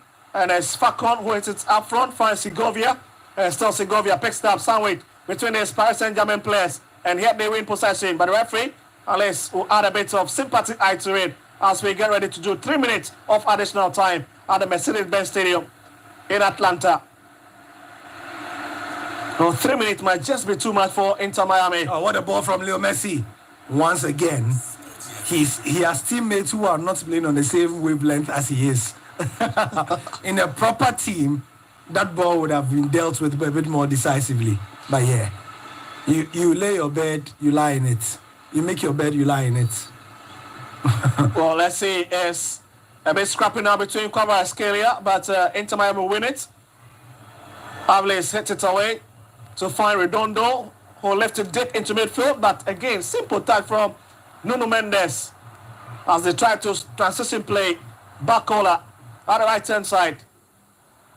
Hakimi, who drifted infield a bit from his position. Vitinha, as he looks for a bit of channel. It's a very narrow space now for Paris Saint-Germain with most of the Inter Miami players just behind the ball. Total defending, total attacking.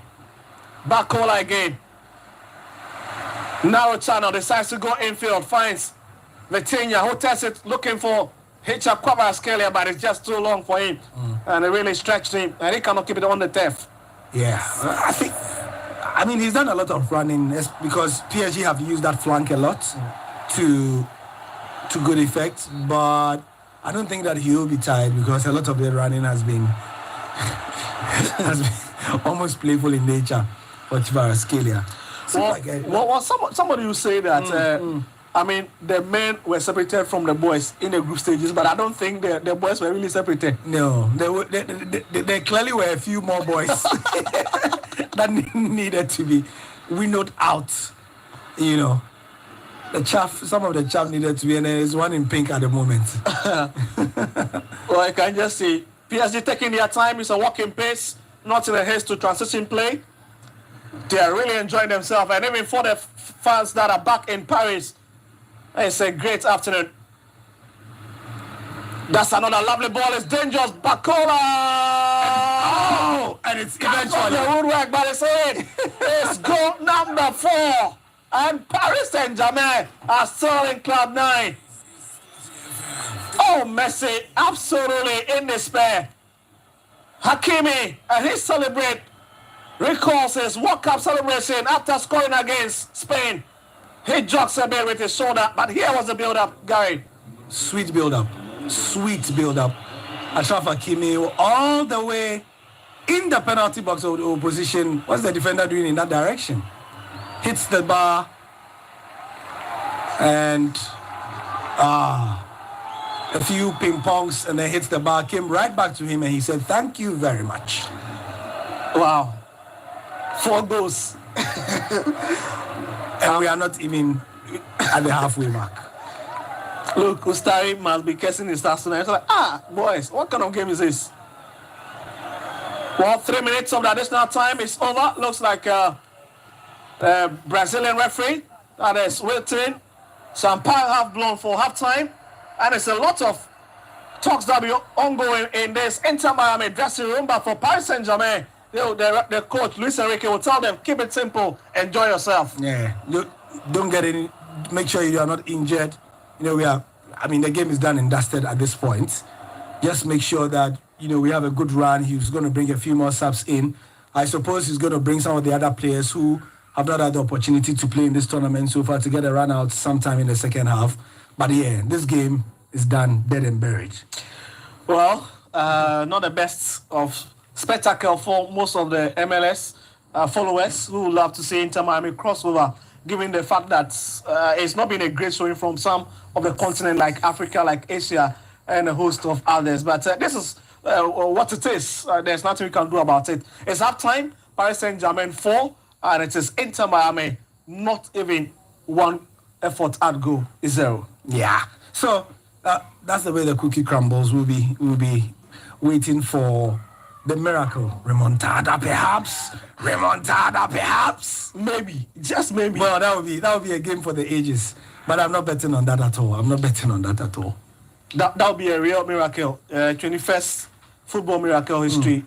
And thank you very much for joining us for our coverage of the FIFA Club World Cup, which is sponsored by Electroland. Please, you just need to rush to their storeroom. Electroland, if you want quality blenders, you want irons, refrigerators, air conditioners. Look, they are saying that our Sporty FM is the voice of sport. They are the leaders when it comes to electrical appliances. And you know what? We've already told you they've got goodies for you from now all the way to the final on July 13th. You just need to predict a game in this knockout phase, and you could be smiling big with your family wherever you are in any parts of the country. But most importantly, make sure you follow us on our socials, and that also of Electroland Ghana. We'll go for a quick break. When we return, we delve into the halftime.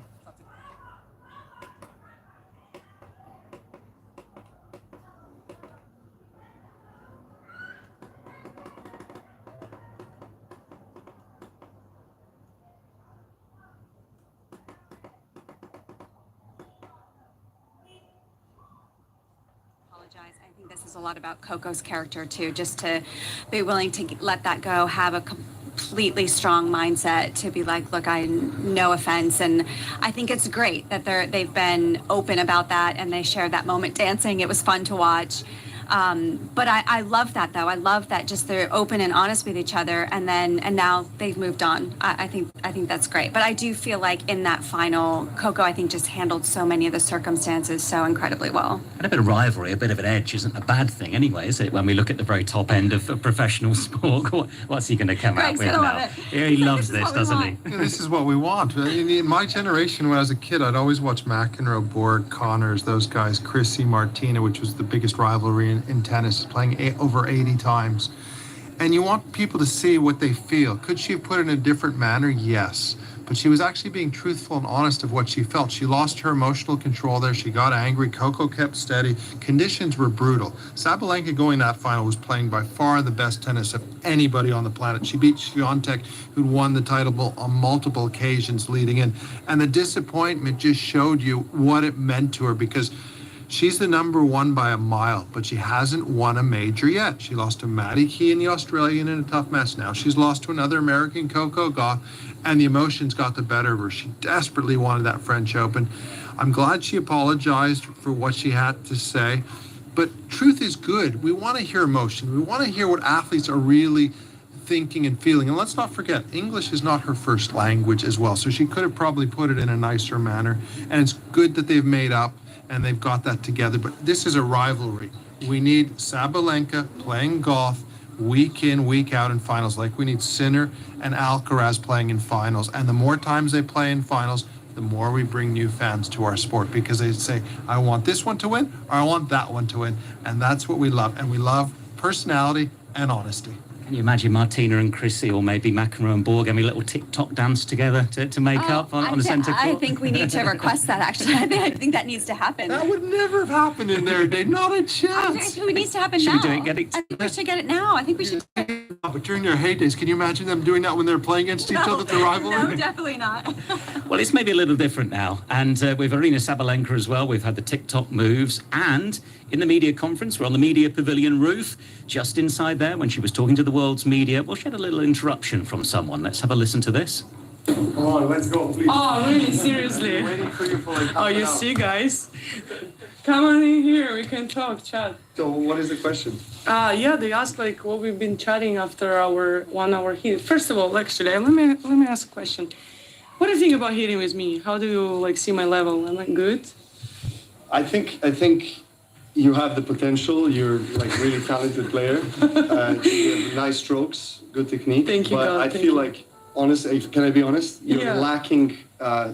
You're lacking intensity on the court. You don't have enough intensity. Really? That's what you're gonna say Yes, right it's now too, here. It's too flat. It's Is too it? flat. You gotta Yeah? lighten up a little bit. Like, Okay. Put some power in it. Yeah. Yeah. Before this guy was my favorite player, but not anymore, obviously. But yeah. I think we're finished. Are we finished? Yeah, you ready? Have fun. Please be hard on me. I won't be as interesting as she is probably, but Yeah, let's try. he's boring. I Yeah, can stay let's- here just to keep the energy Yes, and intensity and everything. How would you introduce me on the court, please? And the best player of the world. You go. Thank you. That's it. Okay, that's fun. That's a nice way to start a press conference. So there we go, Novak Djokovic and Arina Sabalenka in the media conference area.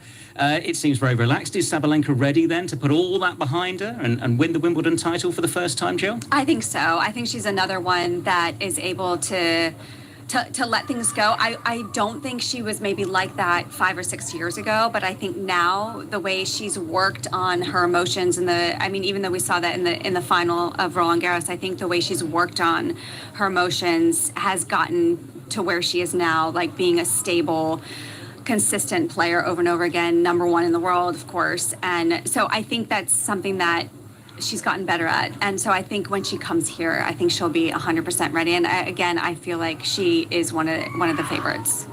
In terms of the possible quarterfinals, Arina Sabalenka seeded to meet Madison Keys. We got Jasmine Paolini, the finalist from last year, against Yang Qiwen of China in the top half. We mentioned how difficult it could be for Coco Gauff.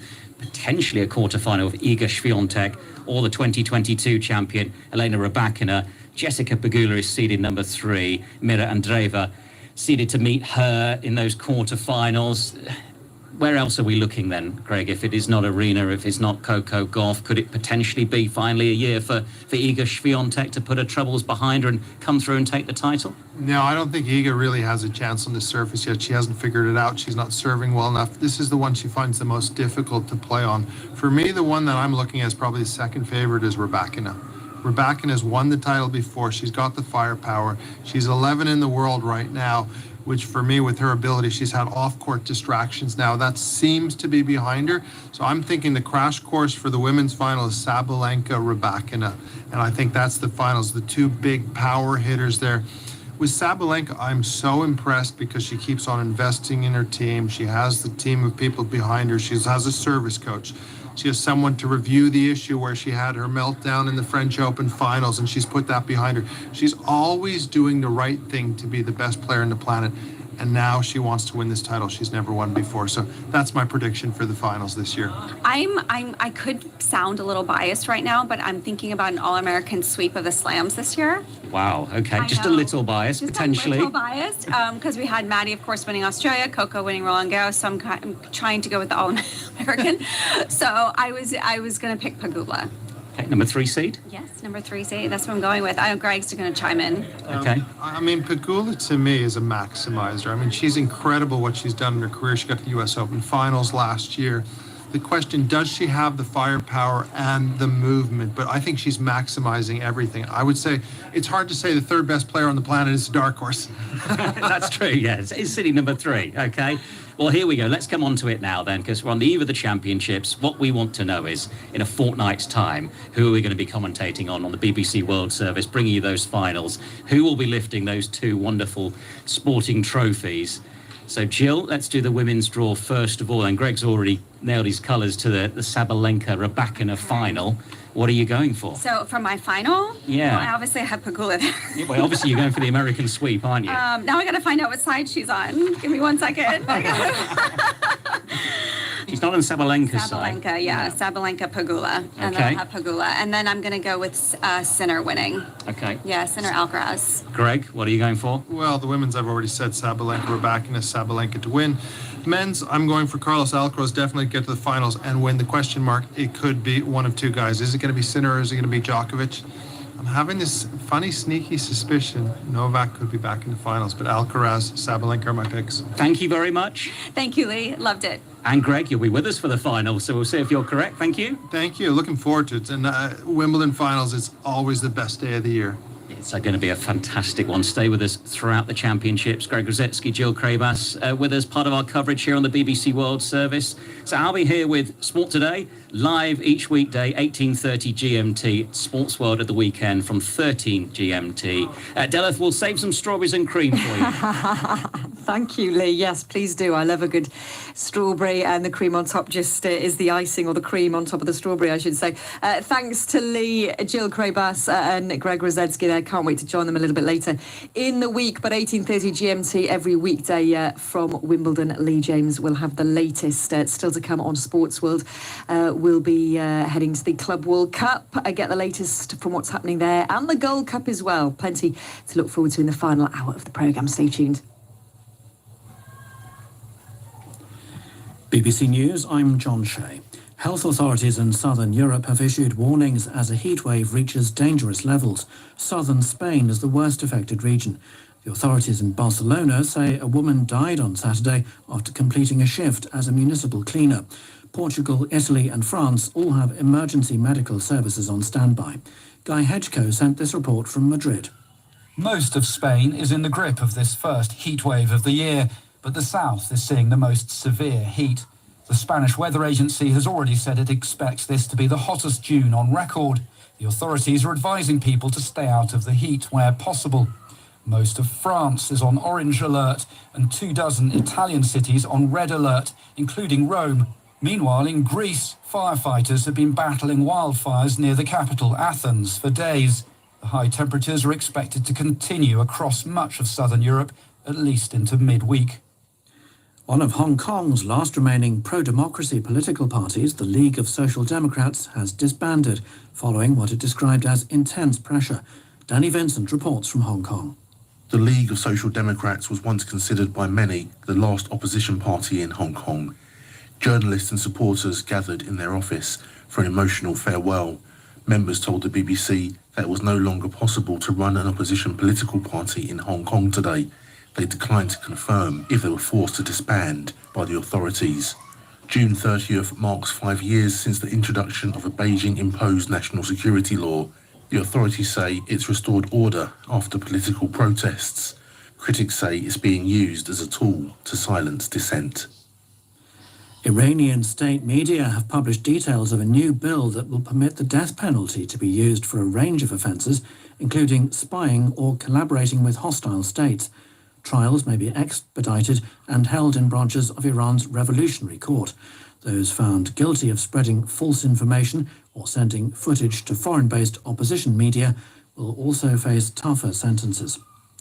Gaza's Civil Defense Agency says at least 23 people have been killed in Israeli strikes across the territory on Sunday. The Israeli military has issued an evacuation order for much of northern Gaza and Gaza City. Ione Wells is in Jerusalem. Now, they've issued this evacuation order telling people to move south towards areas near Han Yunis, in particular the Mawasi area. But we've also had reports from earlier this morning that there was a strike on Mawasi, which has killed reportedly 5 people, including 1 child. So there is concern from residents being reported, as well as medics, that some of the people in these areas that are supposed to be designated safe have been affected by this latest round of strikes. This is the latest world news from the BBC. South Africa's government has denied that there's an arrest warrant out for the country's police chief, Fanny Masemola, over corruption allegations. South Africa's head of criminal intelligence and 5 other officers were arraigned in court on Friday over allegations of unlawful appointments. There's been speculation in South African media that Mr. Masemola could also be arrested. Opposition politicians in Turkey say at least 30 people have been arrested for taking part in an LGBT pride march. The event in Istanbul has been banned since 2015. The Turkish authorities claim it created public safety and security concerns. Footage appears to show LGBT activists scuffling with police as they tried to raise the rainbow flag before being bundled into waiting vans. More than 200,000 high school students in Sudan are taking last year's final exams, which were rescheduled because of the civil war. The government says it will block internet services across the country during the exams to prevent cheating. Andrew Ocheng reports. The tests are being held only in areas controlled by the army and in several external examination centres, including refugee camps in neighbouring countries. Critics have said this move will deepen the polarization caused by the war. Local media say the army's rival, the Rapid Support Forces, have considered holding their own exams in the areas they rule. The government has not said how many eligible candidates are likely to miss the tests, but in December last year, when the students started the 2023 exams, it's believed more than 60% of pupils missed them. In football, the current European champions, Paris Saint-Germain, are playing Lionel Messi's Inter Miami for a spot in the quarter-finals of FIFA's Club World Cup. It's the first encounter between the Argentine international and PSG since he left the French club 2 years ago after a bitter feud. At half-time, PSG are beating Inter Miami 4-0 in Atlanta, Georgia. BBC News. You're listening to Sports World with me, Delith Lloyd. Great to have you with us. We'll look ahead to the Women's Euros in the final half an hour of the programme. First, though, let's talk the Club World Cup, and Chelsea are through to the quarter-finals after a 4-1 extra-time victory over Benfica. But the main talking point after the match was the 2-hour delay to the game, which was caused by extreme weather in the city of Charlotte in North Carolina. It was the 6th game of the tournament that has been suspended because of seasonal thunderstorms in the United States. Here's the view of an angry Chelsea head coach, Enzo Maresca. I think it's been clear. For 85 minutes we were in control of the game. We didn't concede nothing. We created chances enough to win the game. And then after the break, the game changed completely. I think for me personally, it's not football.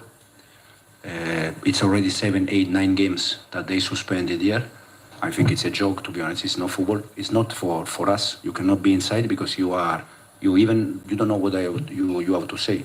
It's completely... For me, it's completely something new, but I struggle to understand. I can understand that for security reason, you have to suspend the game. But if you suspend the 7, 8 games, that means that probably is not the right place to do this competition. Some very strong words there from Chelsea head coach Enzo Maresca. Let's speak to Sportsworld's Manny Jasmi. Hi there, Manny. Just talk us through the reasons why that match between Chelsea and Benfica was suspended, and equally, mention about Maresca again, because those were very, very strong comments, weren't they? Yeah, I tell you what, I bet Inter Miami would like a storm interruption for maybe a couple of weeks, because they are being shredded by Paris Saint-Germain 4-0. João Neves scored twice, Achraf Hakimi scored, and there was an own goal. They've just started the second half. And Inter Miami haven't had a shot yet, or a touch in Paris Saint-Germain's penalty area. Messi and Suarez, complete passengers. But yes, in terms of the storms, I mean, what they do, these storm delays, is create an extra dynamic in the game, and we saw that Benfica scored after they eventually came back. Pachuca scored against Red Bull Salzburg after their rain delay. That was an equaliser. Salzburg eventually won it 2-1. But it's there are several innovations in the Club World Cup this year. I didn't think one of them would be a cricket weather delay.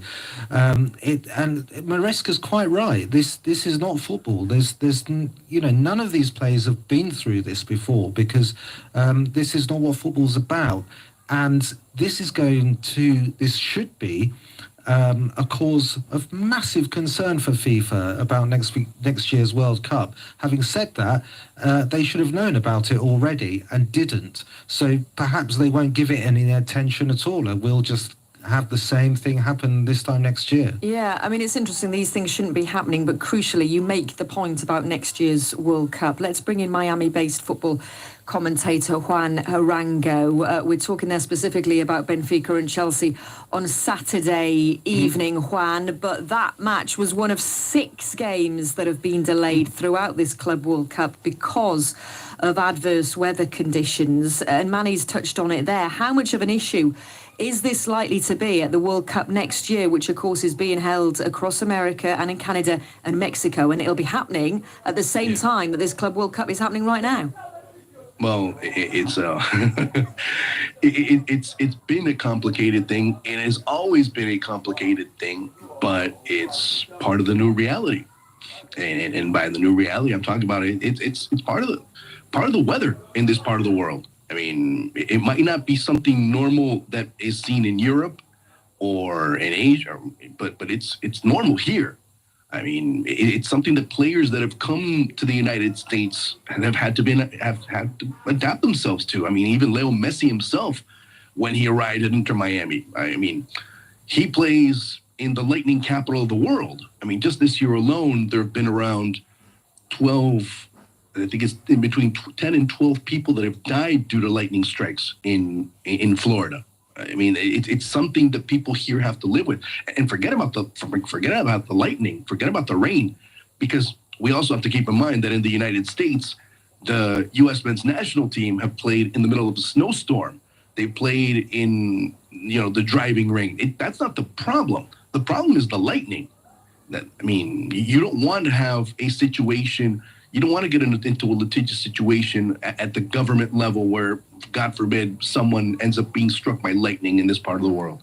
But we're also going to have to contend with tornadoes. I mean, there have been around 1,000 tornadoes just in the United States alone as of now, as of June 27th. So I mean, it's all. I think it's more than football. It's more than the game is dead, because I've heard that a lot.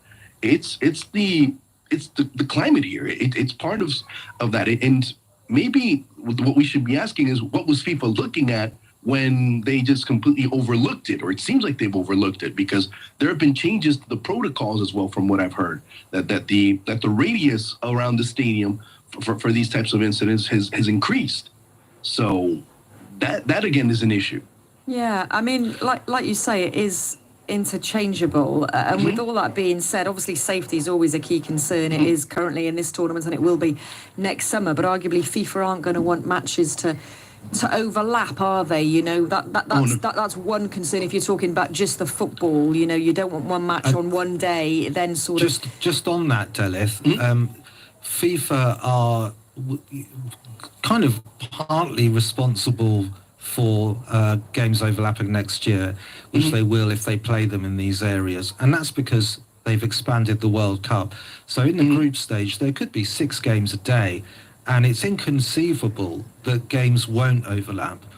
And that's a really big issue, because the TV broadcasters don't want that. The TV broadcasters have paid a lot of money to show games individually, and if one kicks off and there's still half of another to go and nobody knows what time that will happen, it will be a mess, and the broadcasters don't want a mess.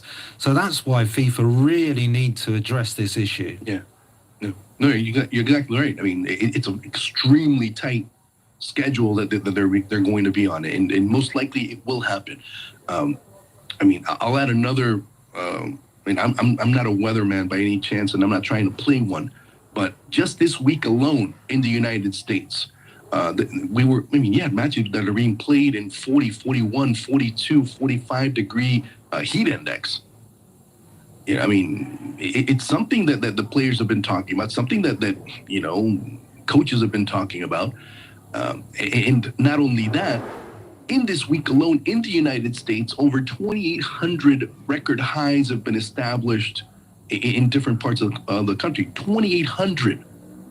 So I mean, it's two realities. I mean, it's the reality of football just being with such a constricted schedule, alongside people that a term that here in the United States people want to sometimes deny, which is climate change, and you're seeing that develop right in front of its eyes. I mean, it's two trains about to hit each other, and it's going to be showing some really intense and really severe consequences going forward.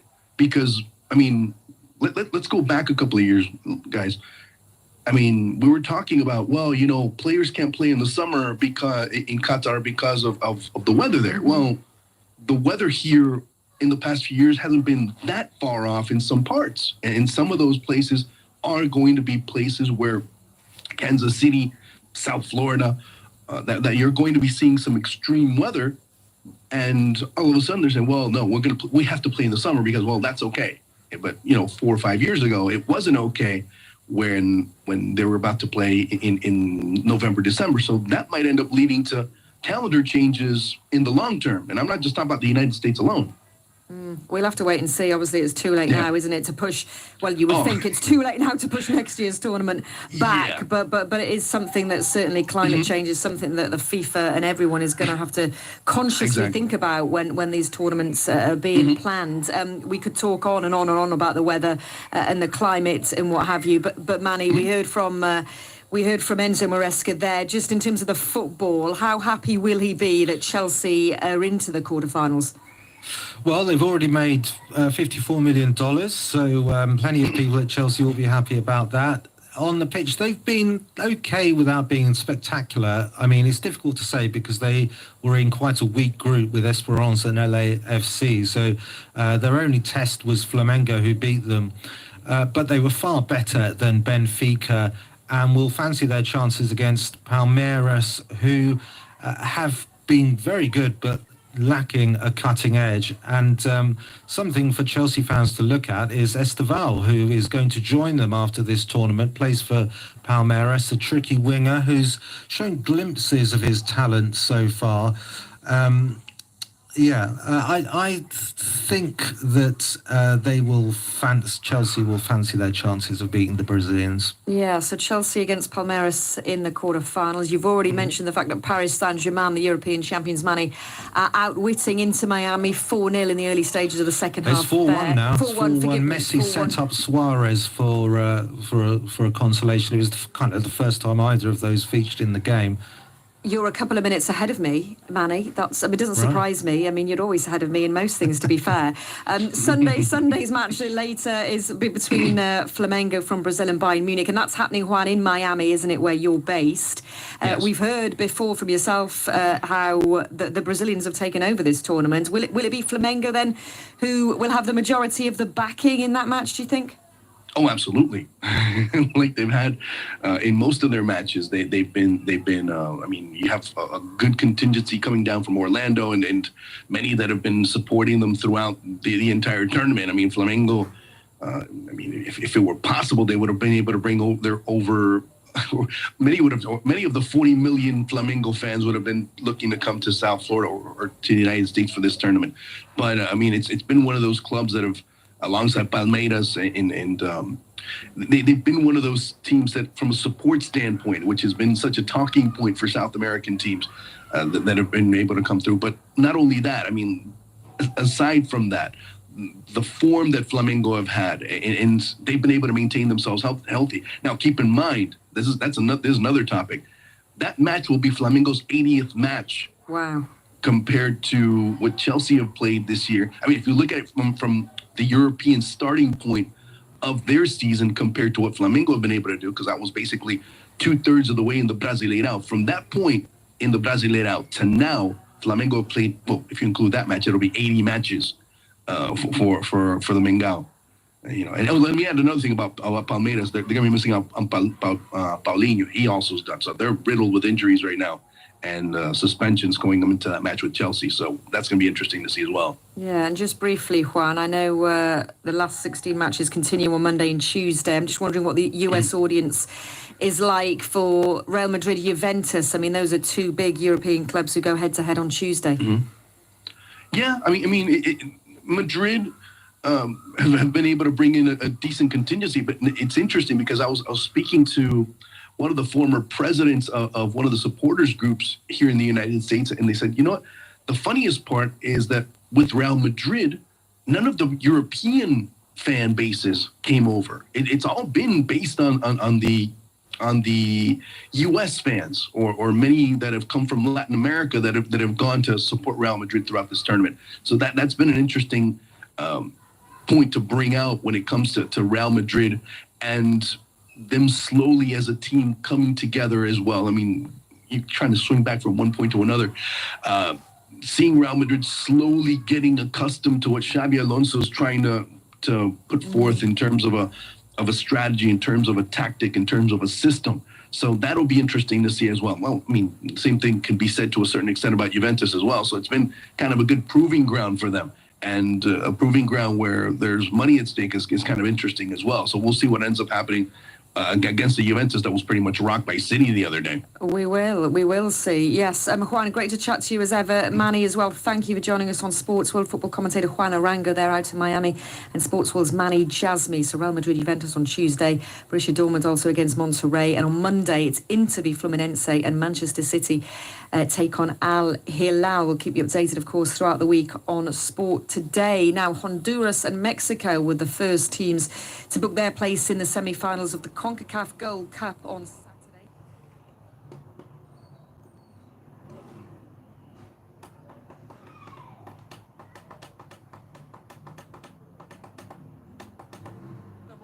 The last second, he was going to pull the trigger and then he lost his footing for a second. Otherwise, yeah. That would have been a fantastic way to hit it back. Yeah. At least I'll be happy to see Messi score one against his former side. Kvaratskhelia racing forward the ball.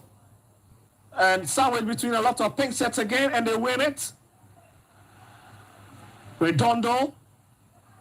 Oh, look for Allende. That's a big touch from Allende, the youngster. Pushing forward. Allende by giving a tracking order from Nuno Mendes. Stops it a bit. Wind down the sail. Infield now. Jordi Alba. Lionel Messi. Luis Suarez. Being tracked. Yes, Wigan. Suarez decides to go long. Looking for Lionel Messi. Cannot pick him. Vitinha hits it up front. Infield. And Inter Miami are back in possession. What a game they're having in the second half in the last 5 minutes.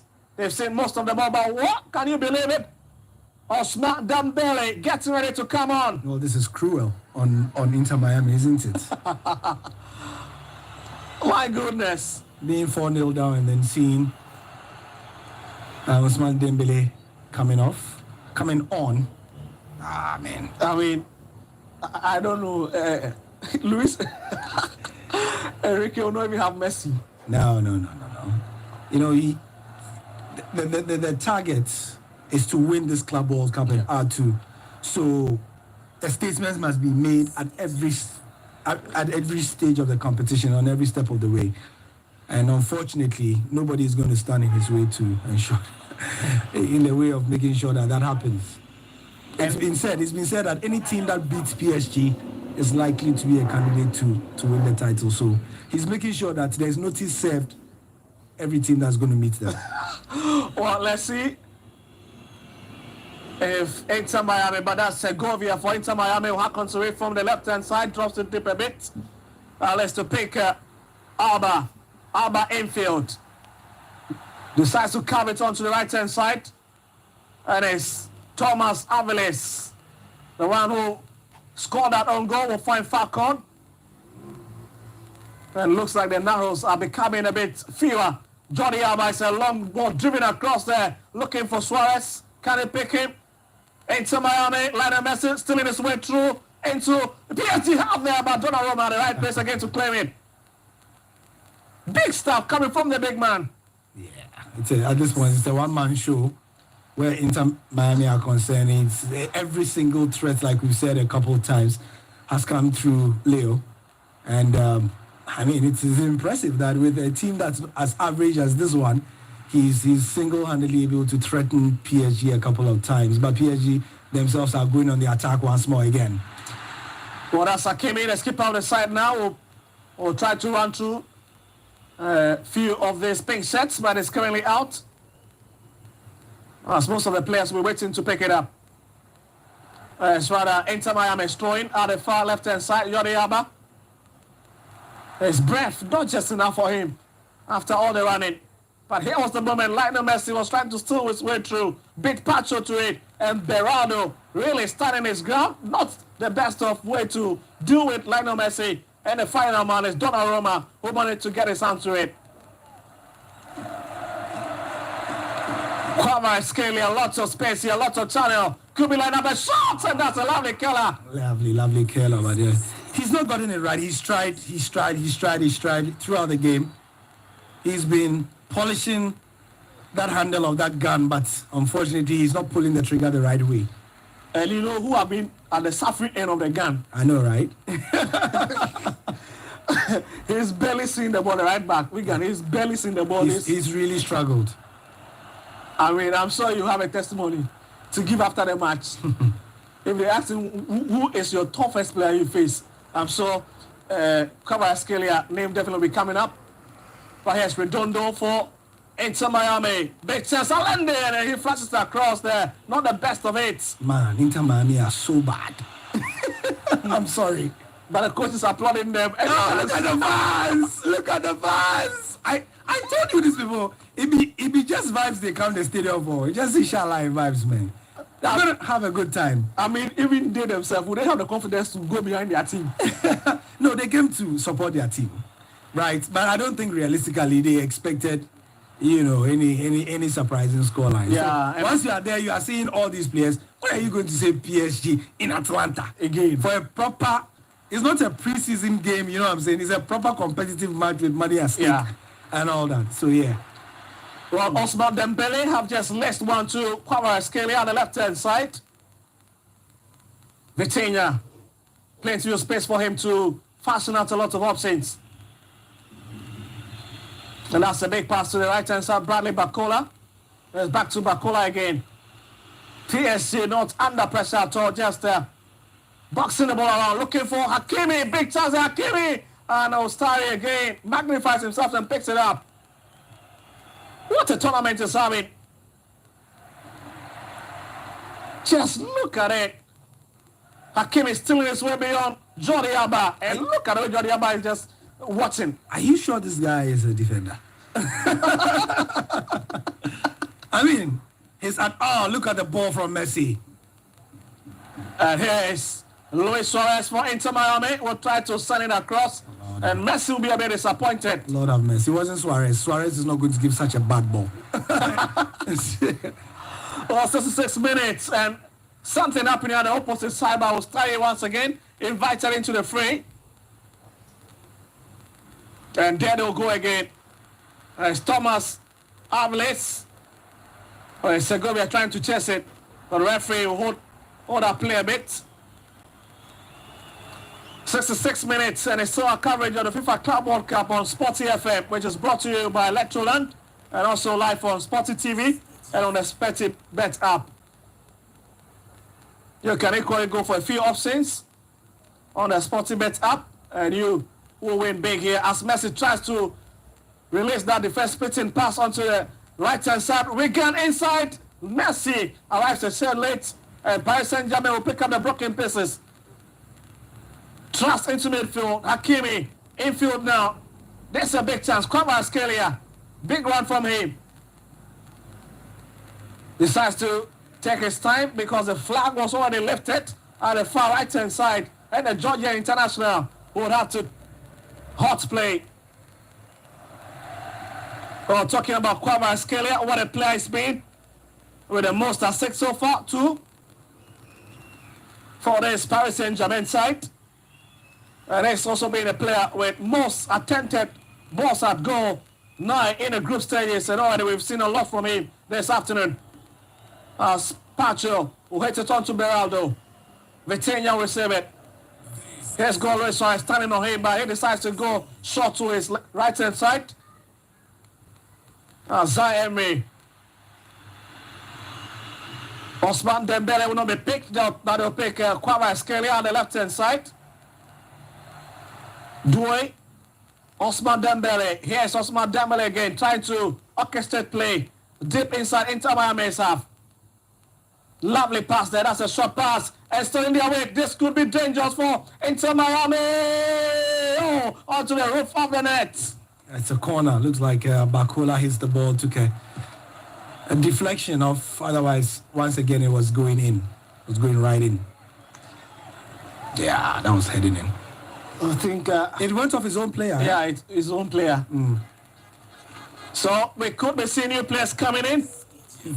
Can in and Lucas Hernandez. Time to take some more big guns out and get these guys some playing time. 68 minutes, yeah. 20 minutes run out, right? Yeah. Not bad. Also, Kane lays in.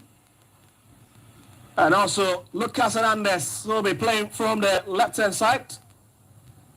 And just tells you Luis Enrique deciding to rest out his ammo of being on a very, very dangerous run this evening against Inter Miami. And here it comes. Kane Lee, another man who loves to cross the balls on numerous occasions. Corner taking quickly, but Desiree Dewey skipped once, twice past 2 Inter Miami players, got into the box and hit it just wide. Would have been quite a goal, this one. Well, absolutely. Look at the Keller on the ball, just too much, just too heavy. Yeah. And what's this Inter Miami trying to do? Trying to pass from the back. Football suicide at this moment. Well, let's see. That's a big touch from there, but there's nobody there in the pick to be picked. And it's back to Donnarumma. Well, I've just been watching on, enjoying every moment with the way his colleagues are kicking this Inter Miami players around with the likes of Luis Suarez, Sergio Busquets, all chasing it. But he has had an eventual holiday within the 2-stick, but not for Ustari. It's a different story. Vitinha. Here's Pacho. Berardo receive it on the far right-hand side. Osman Dembele will have a touch. And the same trajectory. 20 minutes more left. There's Kane Lee. And there's Kvaratskhelia. Decides to go back. Pacho. And now Paris Saint-Germain, you can tell they are just having fun. The story is done and dusted. And they're really, really struggling. Unless to even get hold of the ball. Inter Miami. Osman Dembele.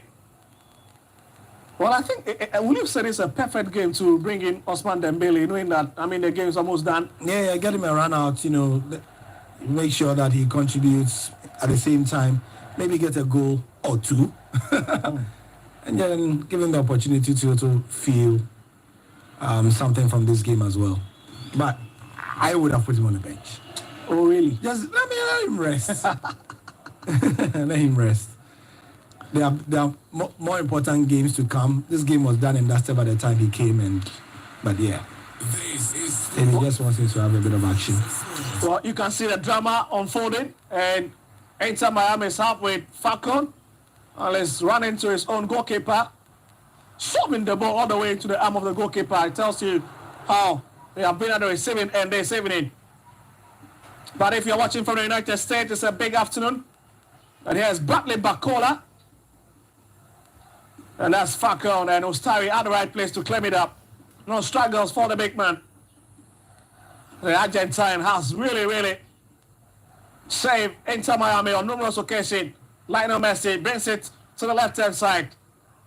And there's a bit of chase coming in. Canning Lee will drop it to Pacho. Vitinha infield. Takes a walk into the center circle. As they'll spread play to the left-hand side. Kvaratskhelia. Looking out for Zai Emery. Finds Due instead. Inside the edge of the 18-yard. That's a big chance for Paris Saint-Germain. Can this be the fifth one? Bigger time wasting. Oh my goodness, finally it breaks down and Inter Miami clears their line. Luis Suarez, that's a bit scrappy. Stays on the ground, lifts his two arms into the air.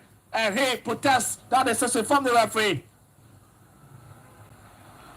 There's a lot of Paris Saint-Germain players. The Parisians are approaching the referee. As Pacho who goes to the ground after coming off that challenge, that tussle.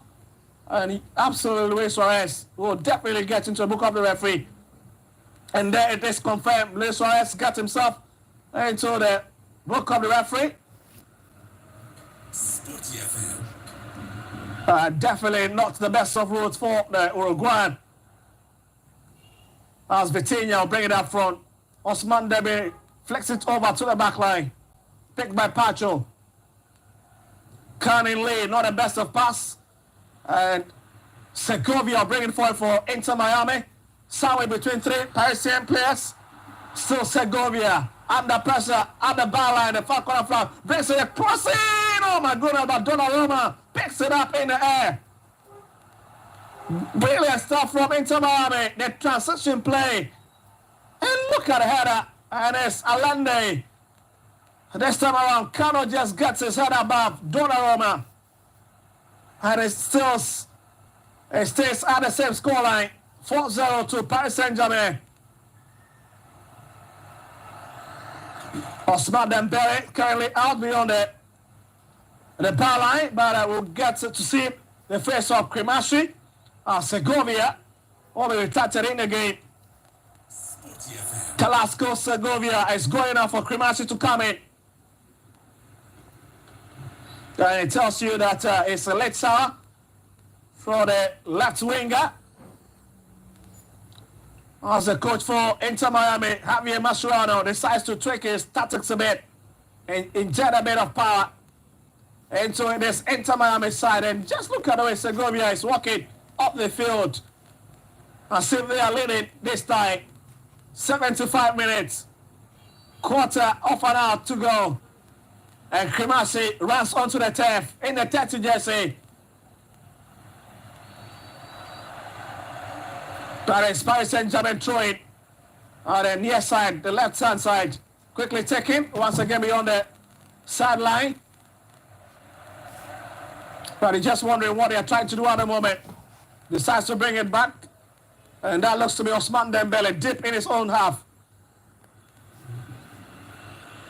He will change direction of play to the left-hand side. And Kvaratskhelia will come for it. It's Due waiting for it, but he'll go to Vitinha, who flashes it on to the far right-hand side for Canning Lee to pick. Back to Vitinha. And it's walking pace there. It's a big chance for Osman Dembele. Osman Dembele to the traffic of bodies, but again, they have been denied by the flag. As the assistant referee too, lifting the flag at the far side. And it means that Paris Saint-Germain's opportunity has been altered. And Ostari will wait a few seconds before kicking it inside. And you are still enjoying our live coverage of the FIFA Club World Cup on Sporty FM, which is brought to you by Electroland. Also live on Sporty TV, even on our YouTube channel, Sporty TV YouTube channel, and the Sporty Bet app. So Luis Enrique will take a few steps back onto the bench and will have a sit. Allende will find with gun. It's a big one from the right-hand side. Hits it infield into the center circle. Lionel Messi. Here's goal. Luis Suarez ahead of him. Cremaschi will pick it up. Inside Paris Saint-Germain half. Turns it over and it's headed away by Canning Lee. But it will get stay with Inter Miami. Thomas Aviles. Cremaschi. Luis Suarez bring it back to Thomas Aviles, who've already scored an own goal in his encounter. We're going to pick it up. Infield. Redondo. And Inter Miami nearly losing that on the ball, but they managed to keep their still and composure. Lionel Messi, a quick touch there, quick pass. Would this be a big chance? But it's just beyond the bar line. Another great defending from William Pacho. And Inter Miami, after pressing and pressing, will be ordered with the corner kick from the far right hand side. And just rolls beyond the bar line. Jordi Alba pick it up. As they push as many as 6 players into Paris Saint-Germain half. The likes of Wigan all join the fray. Decides to hit it back to Lionel Messi. It's a diagonal one. Goes back to Jordi Alba. Cremassi. Hits it infield. Lovely touch there. Stays within. Falcao chasing. But it forced to Luis Suarez, who sends in the crossing. And the header is onto the roof of the net. And once again, Paris Saint-Germain survived that scare from Inter Miami. The heroes really trying to see if they can cut this Paris Saint-Germain on the break, but it's been very, very difficult. A pictorial view of the stadium. A picture square view of the area. Very nice indeed. As Kain Lee will leave it for Ousmane Dembele. There's a few touches infield. Here is now the decoy. Sends it to the left-hand side. Kvaratskhelia against Wigan. Drifted infield. Here's Ousmane Dembele. Not the best of China. Decides to bring it back. Here's Godre to his left-hand side. Kvaratskhelia drifting onto the edge of the 18-yard. Vitinha. Lovely play in. And Inter Miami picks it up. Allende. Messi. And it's a big run. And a big touch with his favorite left foot. Lionel Messi, big chance there, sends it to the left-hand side. Not the best of play from Luis Suarez. Cremassi on the edge, Messi tips it. Flicked it over, and a big chance and a big stop from Donnarumma. Vitinha class the line. What a game from Inter Miami now.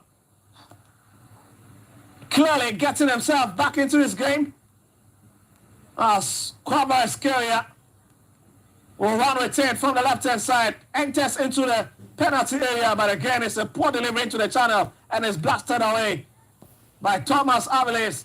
And Messi, just look at that pass from Jordi Alba, flick it over, but the header from Messi, the textbook header, not the best to be Donnarumma, and the goalkeeper punches it away.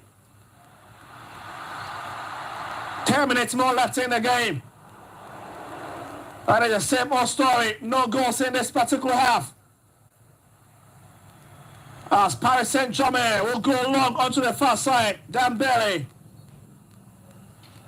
Doué. Kain Lee. Back to Kain Lee again. And they are playing a bit of triangular pass now. Doué. And Inter Miami chasing it, wins it. Jordi Alba having served at the far left-hand side. But it's a tough challenge from Bradley Bacola, who wins it. Will find his colleague. Flex it over to the back. Kain Lee will pick it. Pacho. Lucas Hernandez, who came in the second half, will hit it with his left foot. Kvaratskhelia, one-on-one with Wigan, decides to option back to Lucas Hernandez. Infield. And it's another big one from Zaire Emery. Vitinha. And Paris Saint-Germain determine the pace of the game, the tempo of the game. Wigan again, this will be a big defending to do.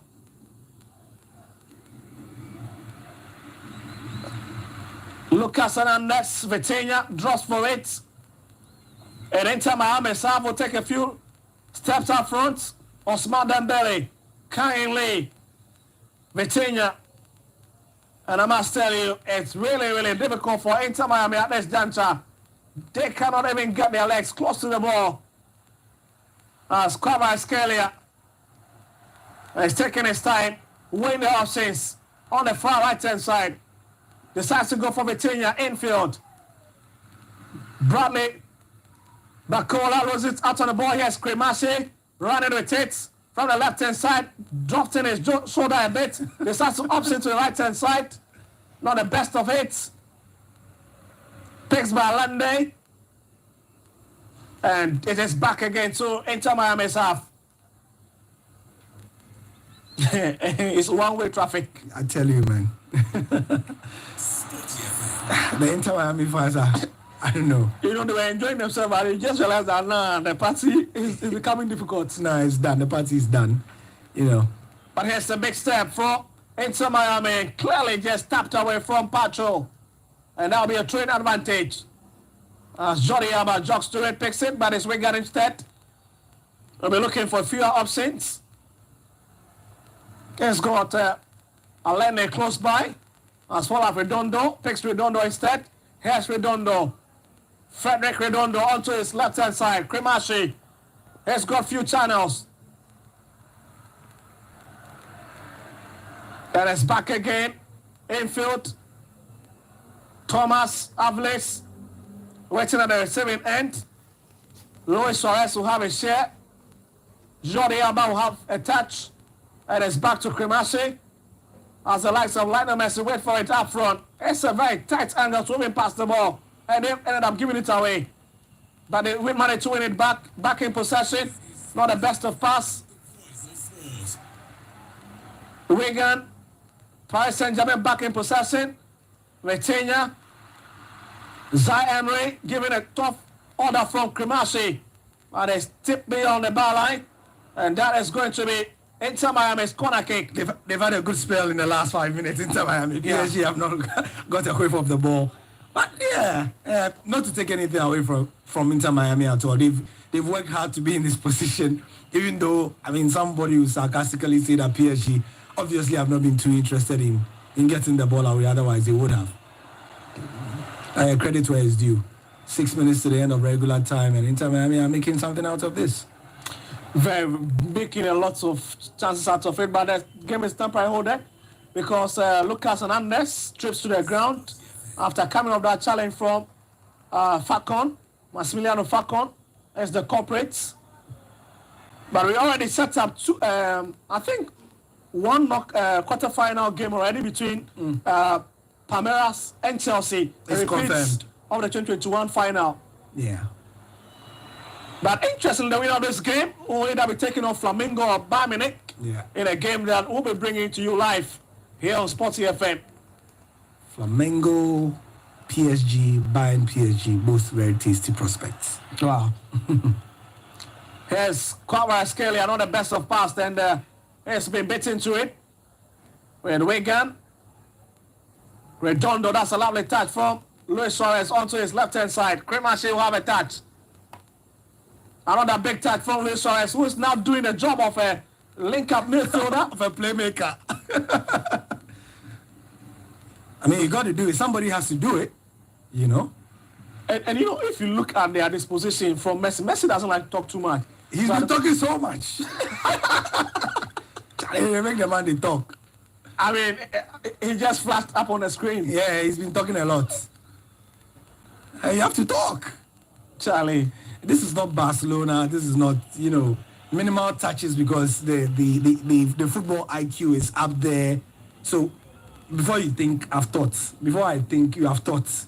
You know, I know where you are moving into. I know the space. I know. No. So he has to literally teach them on the pitch. Look at Krimashi. He just came in less than 30 minutes. And look at the way he's panting.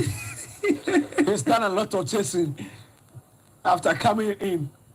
But here they have a big throwing advantage. Quickly taken from the far near left side. Here's Lionel Messi. Drops it to Allende.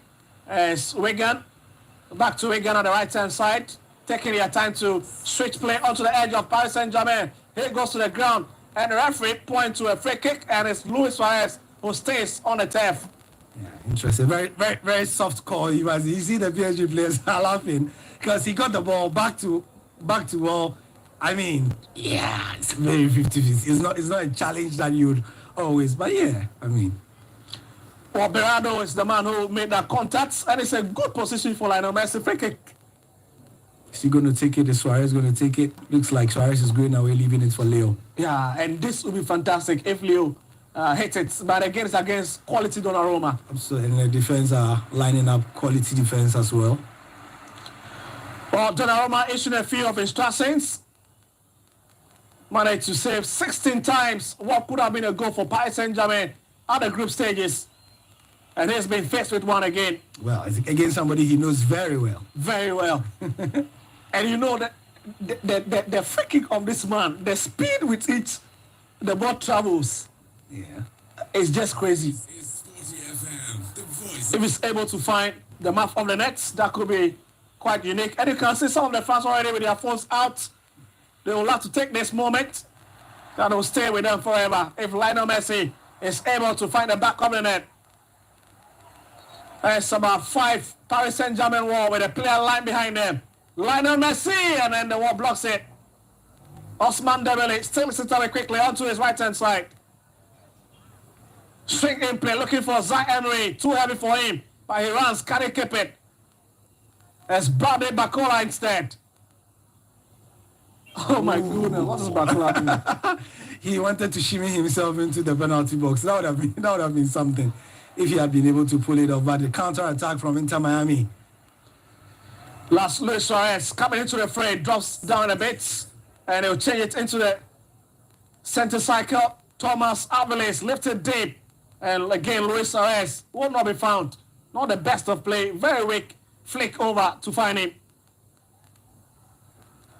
88 minutes with 2 minutes more left in normal time, and the big question is, can Inter Miami even get one?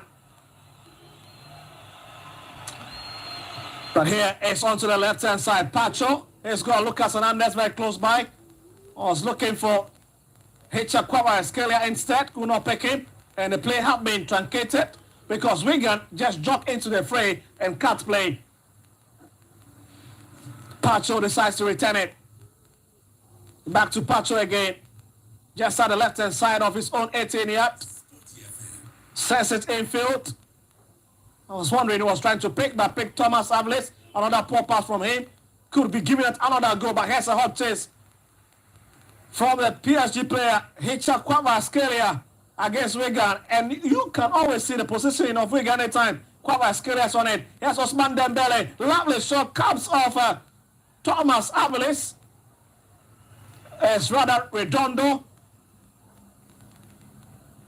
Sergio Busquets. It's Sergio Busquets instead, the man in 5. He's been quiet. Yeah, he's been quiet. And you can see a top midfielder of his class. It tells you that there are days. There are days for... I mean, there's time. There's time for everything. In his heydays, you hardly touch the ball. But it's a lovely shot. And looks to be Luis Suarez that did that defending. Comes off him. And that was from Khan Lee. Another prospect who have enjoyed the support of Luis Enrique this season. As we've done 90 minutes, and there's 2 minutes of additional time. And you can see some Palmeiras fans in the stands enjoying this one because you hardly see Lionel Messi. I mean, earlier we saw fans wearing Liverpool shirts, we saw fans wearing Barcelona shirts and all manner of things. I mean, yeah, it's a rare opportunity to see PSG, first of all, the European champions, and also seeing Inter Miami with Messi, more importantly. So yeah, I mean, many neutral football fans will want to get a ticket and watch this game.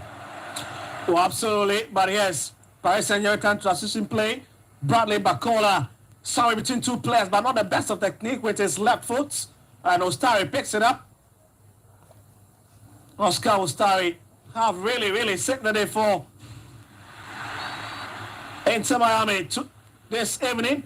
And look at his rating, very high rating of 7.4, despite conceding 4 goals. It just tells you solid how he's been.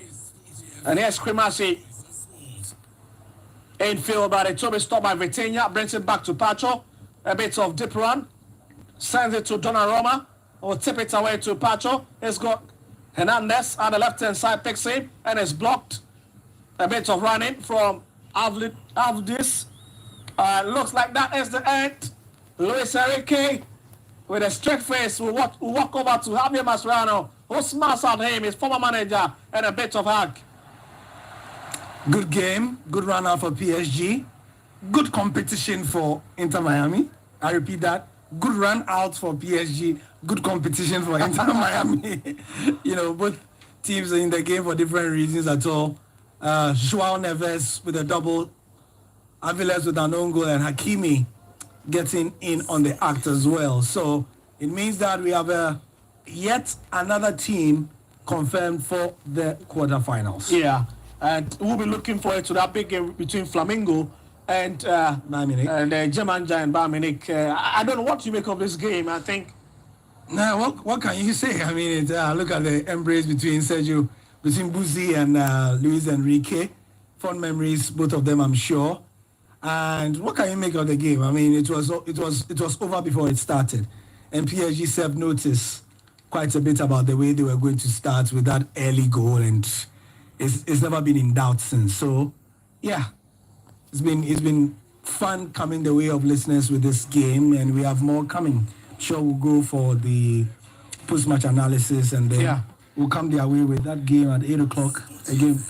Flamengo and Bayern Munich also, as we cover the Club World Cup as well from now until the